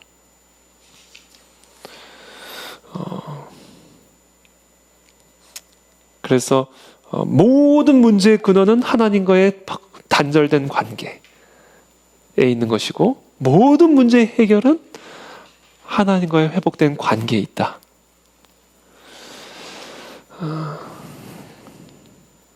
그것을 위해서 하나님이 인간으로 이 땅에 오셔서 하나님과 인간의 관계를 회복시키신 것이죠. 좋은 귀한 질문 감사합니다. 답변을 안 하려고 그랬는데 또 혹시 하고 싶으신 말씀, 15분 정도 남았는데 혹시 또 하고 싶으신 말씀 있으세요? 아무거나 다 줘. 하얀 자매님 하고 싶으신 말씀 있으세요? 저를 뚫어지게 쳐다보고 계셔서. 그래서 여러분들의 삶에 어떤 문제가 있든지 간에, 우리들의 삶에 어떤 문제가 있든지 간에 모든 문제의 근원은 다른 게 아니다. 하나님과의 관계다. 그거 하나만 생각하시면 돼요. 사람 문제도 아니고 자녀 문제도 아니고 경제 문제도 아니고 건강 문제도 아니고 모든 문제의 원인은 하나님과의 관계다. 그러니까 우리가 하나님과의 관계 회복에만 힘을 쓰면 모든 문제는 해결이 된다. 그게 지금도 예수님이 우리 가운데서 행하고 계시는 일의 세 번째 만남입니다. 그럼 예수님은 지금 뭘 하고 있는가? 왕노릇 하시려고 하는 거예요. 왕노릇. 예수님은 우리를 끝까지 겸손하게 하나님의 권위 아래 굴복시키고자 하신다. 왜? 거기에 모든 문제 해결의 근본이 있으니까. 그래서 예수 그리스도께서는 지금 무엇을 하고 계시는가? 우리의 왕이 되셔서 우리에게 뭐를 가르쳐준다? 겸손을 가르쳐주고 계신다. 그 겸손의 성장과 성숙을 가르쳐주고 계신다. 예수 그리스도는 왕이시여 우리는 종임을, 그분은 우리의 목자여 우리는 그분의 양임을, 그분은 우리의 포도나무여 우리는 그분의 가지임을 예수님은 지금 이 순간에도 가르쳐주고 계신다. 가르쳐주기를 원하신다. 왜? 거기에 모든 문제 해결이기 때문에. 그 세 번째 만남의 핵심입니다. 이 세 번째 만남에서는요, 예수님은 지금 무엇을 하고 있습니까? 결국 왕이시다. 제가 지금 말씀드린 것처럼 왕노릇하기를 원하시고 왕노릇하고 계신다. 이것을 바꿔 말하면 우리 입장에서 얘기하면 우리는 종이 됨을 배우고 있고 그분의 가지가 됨을 배우고 있는 것이고 그분의 양이 되는 것을 배우고 있는 것이다. 이제 이 세 번째 만남의 핵심적인 주제인데 이것을 나누기 전에 우리가 먼저 이 세 번째 만남에서 조금 더 정확하게 짚고 넘어가야 되는 게 바로 그리스도의 부활에 대한 이야기입니다. 자, 두 번째 만남에서는 예수 그리스도의 십자가, 죽음과 부활, 예수 그리스도의 십자가 대속, 죽음에 대한 이야기를 좀 강조했다면 세 번째 만남에서는 부활. 그래서 예수님은 지금 예수는 무엇을 하셨습니까의 질문에서 끝이지 않고 지금 무엇을 하고 있습니까로까지 질문이 이어지는 거예요. 왜냐하면 예수님이 십자가에서 죽으심으로 끝난 게 아니라 부활하셨기 때문에. 부활하셔서 무엇을 하고 계시는가? 왕이 되셔서 우리에게 왕노릇하고 계신다. 이렇게 되는 거죠. 세 번째 만남.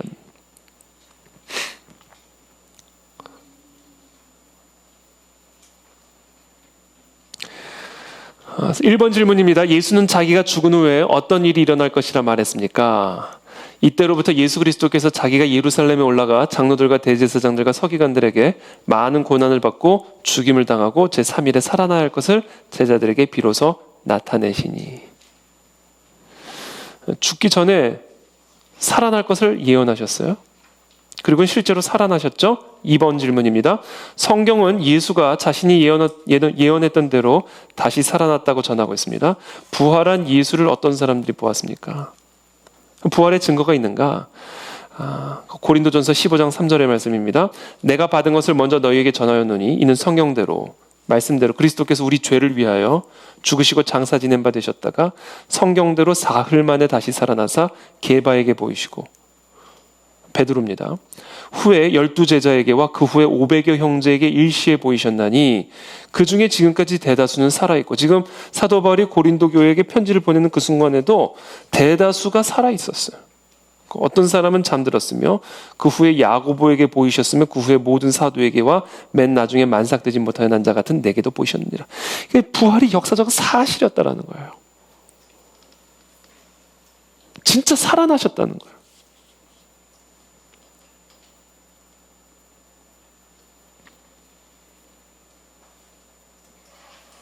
그걸 제자들이 봤고 500의 형제들이 일시에 보았고 지금까지 대다수가 살아있었다는 거예요.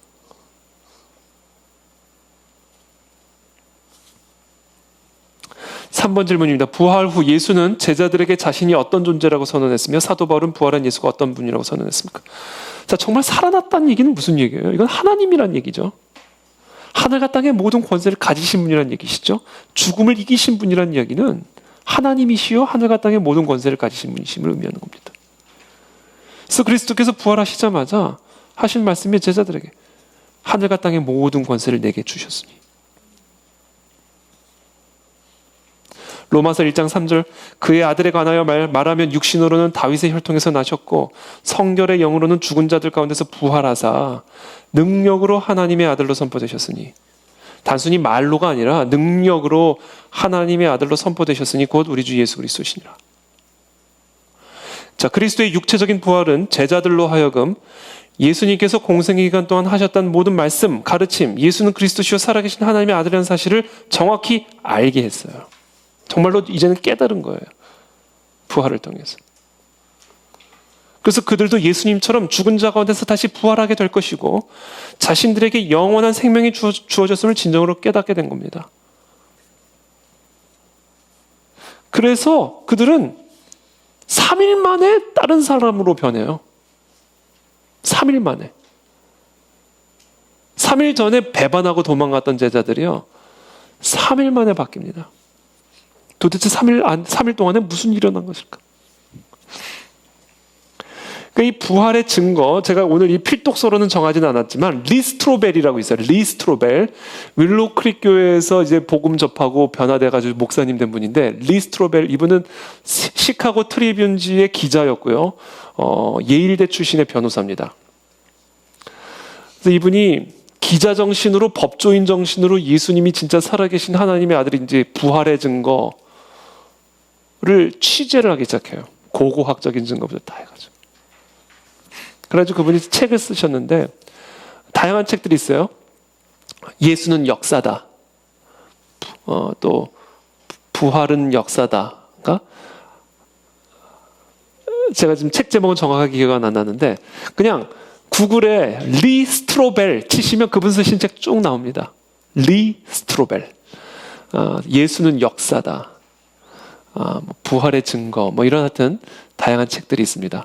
그래서 여러분들이 이 부활에 대해서 여러분들이 조금 더 정확하게 사람들에게 가르쳐주고 알려주기를 원하신다면 리 스트로벨이 쓴 예수는 역사다와 같은 그 시리즈가 좀 있습니다. 그래서 그 책들을 좀 참고하셔서 읽으시면 이 예수 그리스도의 부활에 대한 역사적인 증거들, 사료들을 여러분들이 조금 이해하실 수가 있을 것 같습니다.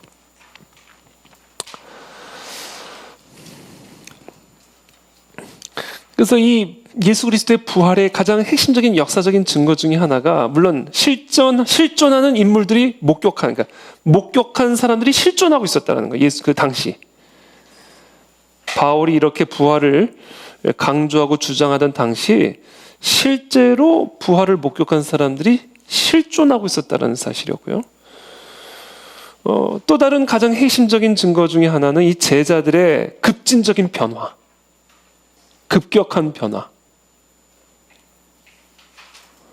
살기 위해서 도망갔던 사람이 죽음을 불사하고 그리스도를 증거하는 자로 변화되어지는 급진적이고도 급격한 변화. 그 급격한 변화를 도대체 무엇으로 설명할 수 있는가? 가장 합리적인 설명 방식은 죽음을 이기시고 부활하신 예수 그리스도, 그들이 주장하는 그대로 그리스도께서 죽으시고 부활하셨음을 증명하는 것이죠.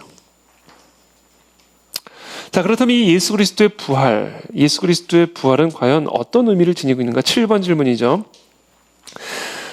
많은 사람들은 그리스도의 부활에 대해서 부정합니다. 근데 그 사람들이 부활을 부정하는 여러 가지 이유 중에 하나는 물론 과학적인 이유도 있지만 사실 과학적인 이유보다도 더 본질적인 영적인 이유가 있습니다. 그것은 뭐냐면 우리의 타락한 본성 때문에 그리스도의 부활을 끝까지 부정합니다. 그리스도의 부활을 우리가 인정하는 순간 그분은 하나님이시고 그분이 하나님이라면 우리는 그분에게 우리의 왕의 자리를 내어드려야만 함을 의미하는 것이죠. 그렇잖아요. 그리스도께서 부활하셨다면 그리스도는 하나님이죠. 그럼 우리는 그분의 말을 들어야만 하는 거죠. 그게 싫은 거죠. 그러니까 예수 그리스도의 부활을 믿는 신앙은 실제적으로 우리의 삶에 어떤 영향을 줘야만 하는가? 그리스도의 그 왕권 앞에 우리가 굴복해야만 하는 영향을 줘야만 해요. 진짜 하나님이시니까. 그분이만이 우리 삶의 진정한 왕이 되어 주셔야만 하는 겁니다. 이게 그리스도의 부활을 인정하는 자에게 요구되어지는 삶의 본질적인 변화입니다.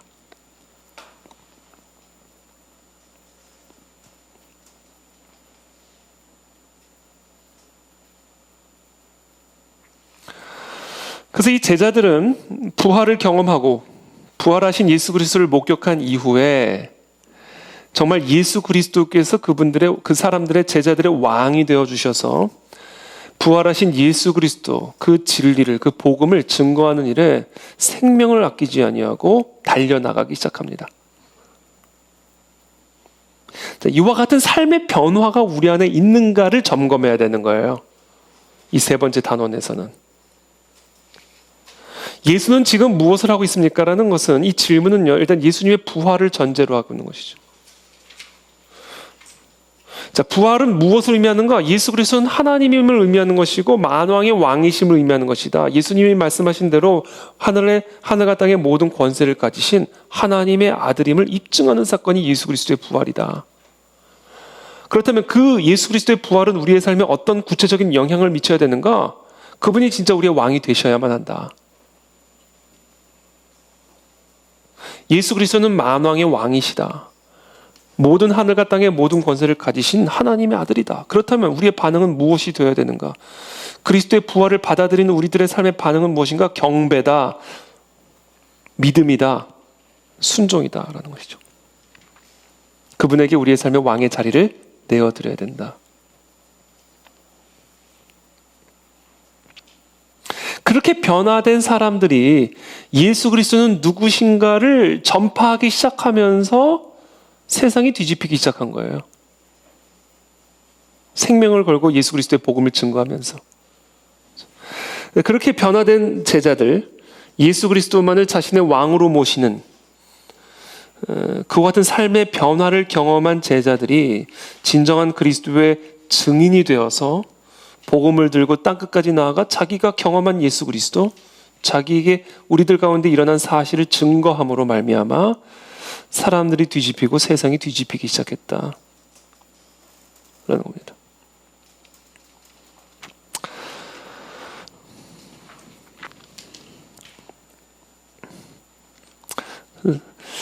그래서 우리들의 삶에 그와 같은 변화들이 일어나고 있는가? 그와 같은 성장이 일어나고 있는가?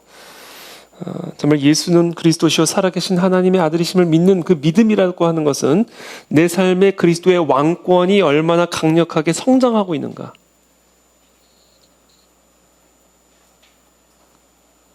라는 것을 이제 의미하는 것이죠.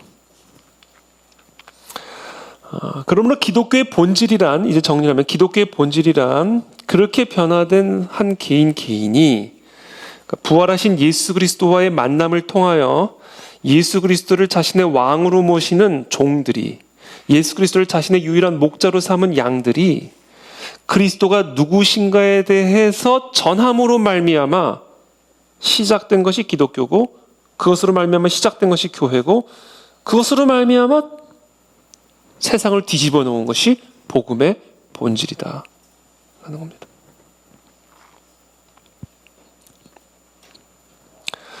그래서 네 번째 만남으로 넘어가면 이제 예수를 믿으십시오인데, 예수를 믿으십시오의 교제는 여러분들이 개인적으로 참조하셔서 나누고 싶은 부분들을 여러분들이 개인적으로 뭐 자유롭게 나누셔도 좋습니다.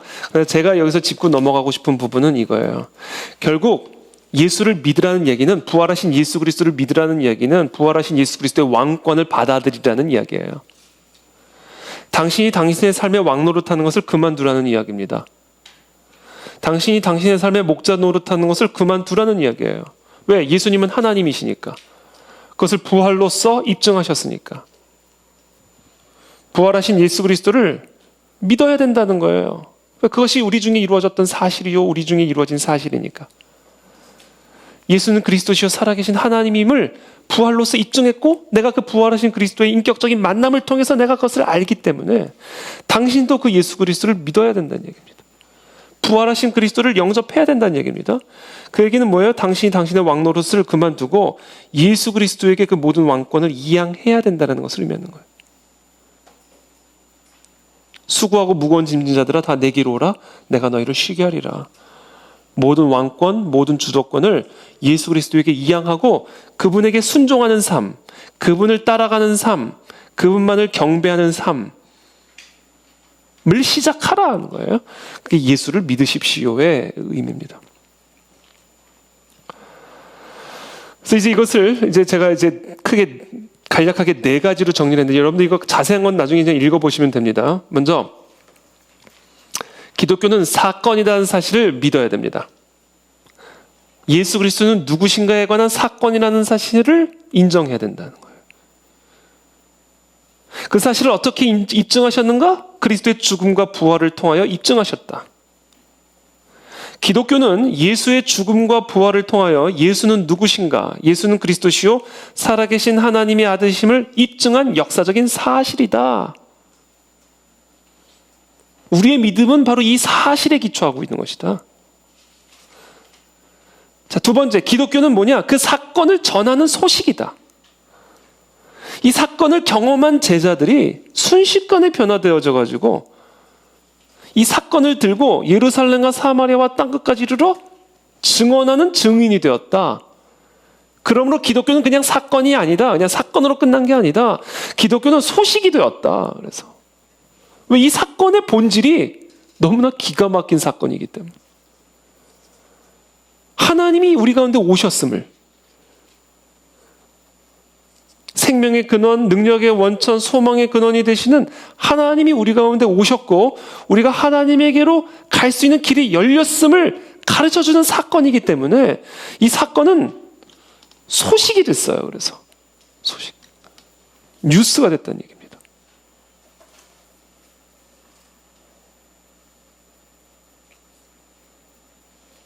그리고 마치 세 번째, 이 소식을 접하는 자들마다 세계관이 바뀝니다. 그리스도 중심적인 세계관. 그리스도가 모든 하늘과 땅의 모든 권세를 갖고 계셔서 우리를 하나님의 영광에 이르게 하시는 분이다라고 하는 이 진리를 받아들이는 그 순간 그들의 세계관이 바뀌고 가치관이 변화되고 역사관이 변화되고 모든 중심이 예수 그리스도 중심으로 변화되어지는 것이죠. 세계관이 바뀌는 겁니다. 죽어도 죽지 않아요, 이제는. 그래서 예수님을 배반했던 베드로가 예수님을 증언하기 위해서 죽기까지 순종하며 나아가는 그 모든 삶의 변화는요, 바로 이 세계관의 변화를 의미하는 것이죠. 아, 죽음이 끝이 아니구나. 내가 예수님 부활하기 전에는 죽으면 죽는 거, 죽으면 끝이라고 생각해서 내가 예수님을 배신했는데 사선을 넘어갔던 예수님이 다시금 돌아와서 부활하신 모습으로 나타나는데, 아, 죽음이 끝이 아니구나. 이거는 세계관의 본질적인 변화죠. 더 이상 육체를 죽이는 자를 두려워하지 아니하고 영혼과 육체를 함께 지옥불에 던질 수 있는 분을 두려워하는 삶으로의 변화. 세계관의 변화입니다. 이와 같은 세계관의 변화가 삶의 변화로 이어지는 것이죠. 관점이 바뀌니까 행위가 바뀌죠. 그래서 예수 그리스도의 부활은 사람들의 세계관을 변화시켰고요. 그래서 그들의 삶을 그리스도 중심적인 삶으로 변화시켰습니다. 하나님의 말씀, 하나님의 권위를 순종하는 삶으로 변화시켰습니다. 그래서 가이사를 두려워하지 아니하고 예수 그리스도만을 두려워하는 삶으로 변화시킨 것이죠. 그래서 태초의 에덴 동산에 하나님의 말씀의 권위 아래 거하였던 그와 같은 형상으로 우리를 회복시키신 것이죠. 그래서 그러한 사람들이 일어나는 곳마다 에덴 동산이 회복이 되기 시작하는 것이죠. 나라가 회복이 되고 가정이 회복이 되기 시작하고 예수 그리스도를 자신의 왕으로 모시는 삶의 변화를 통해서 가정이 변화되고 사회가 변화되고 나라가 변화되어지는 그와 같은 변화들이 일어나기 시작하는 겁니다. 그러므로 바로 이 예수 그리스도를 믿으십시오. 받아들이십시오. 영접하십시오. 예수 그리스도는 부활하신 하나님의 아들이십니다. 그러므로 그분은 우리의 왕이 되셔야만 합니다. 그러므로 원죄를 해결받고 하나님의 권위 아래로 들어가 하나님에게 순종하며 살아가는 삶을 시작하십시오. 이게 예수 그리스도를 믿으십시오라는 이 단원의 핵심적인 주제가 되어야 됩니다. 그래서 예수 그리스도를 믿는 믿음이란 그리스도를 왕으로 모시는 삶, 그리고 그와 같은 삶을 통해 에덴 동산은 회복이 된다. 왜냐하면 모든 문제는 그리스도를 왕으로 모시지 않은 것에서부터 시작이 된 것이기 때문에 그런 것이죠. 그래서 제가 이 맨 마지막에 이렇게 정리를 했어요. The Christianity, 기독교는 is the event, 사건, 그리고 news, 소식이다. 그럼 어떤 사건이고 소식이냐? 사람들의 세계관을 변화시키고 그래서 그들의 삶을 변화시키는 소식이자 사건이 바로 기독교의 본질이다 라는 것으로 정리를 할 수가 있습니다. 그래서 이것이 예수 그리스도 1강의 주제인데요. 제가 이 1강을 일단 전체적으로 제가 설명을 쭉 드렸습니다. 그래서 이것을 여러분들이 한번 쭉 살펴보시고요. 여러분들이 그동안 또 특별히 1:1 제자 이야기를 그동안 해오셨던 분들은 또 여러분들이 갖고 있는 강의 노트도 있을 거예요. 그런데 오늘 하여튼 제가 드린 이 강의 노트를 좀 토대로 하셔서 또 여러분들의 개인적인 또 간증들, 또 설명들을 좀 추가하셔서 이 4가지 이 만남을 이어가시면 좋을 것 같습니다. 저는 여러분들 가능하면 한 만남 한 만남들을 그냥 1주씩 행하시면 좋을 것 같아요. 저는 오늘 정말 이거 인텐시브로 진행을 하기 때문에 4주짜리 강의를 그냥 한 주 만에 마쳤는데 사실은 이 예수님은 어떤 분입니까? 그러니까 예수 그리스도에 대한 이 4가지 강의가 사실은 이 모든 교제에서 가장 핵심적인 토대가 되는 겁니다. 그래서 제 생각에는 이 한 강 한 강을 그냥 대강 넘어가기보다는 이 한 강 한 강을 좀 구체적으로 잘 강의안을 준비하셔서 이것을 좀 잘 설명하셔서 충분한 나눔과 또 가르침의 시간을 가질 수 있으면 좋을 것 같습니다. 그래서 이 4가지 단원을 4주 정도로 진행을 하실 수 있도록 이렇게 한번 좀 준비해 보시면 좋을 것 같습니다. 혹시 질문이 있으시면 강의 끝나고 혹시 저 찾아오시면 질문 제가 답해 드리고요. 오늘은 좀 시간이 또 많이 갔기 때문에 이것으로 오늘 제 강의는 마치도록 하겠습니다. 함께 기도하고 마치도록 하겠습니다. 오늘 우리 주신 이 강의 내용들을 우리 함께 생각하면서 다시 한번 주님 예수 그리스도께서 우리의 진정한 왕이 되어 주시는 그 같은 겸손의 성장과 겸손의 성숙이 우리의 삶에서 계속해서 일어날 수 있게 도와주옵시고, 그래서 우리의 삶에 더 큰 자유함을 누리고 더 큰 해방을 누리고 더 큰 쉼과 안식을 누리는 참된 그리스도인의 삶으로, 그리스도의 제자의 삶으로 나아갈 수 있도록 우리에게 은혜를 베풀어 주시옵소서. 함께 기도하며 나가겠습니다. 도와주십시오. 살아계신 주님, 제가 기도합니다.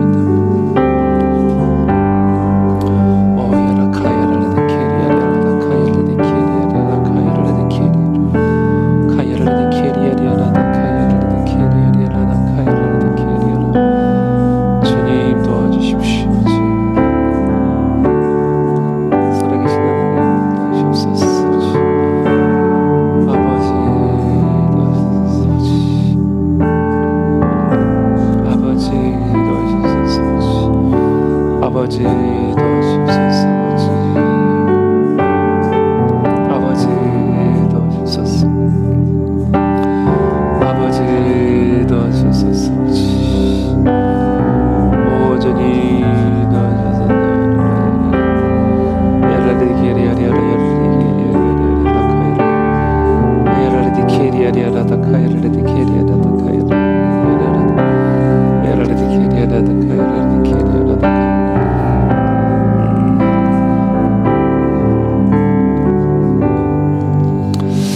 살아계신 주님, 정말 주님이 우리의 왕이신지 다시 한번 점검하는 시간을 우리 모두가 갖기를 원합니다.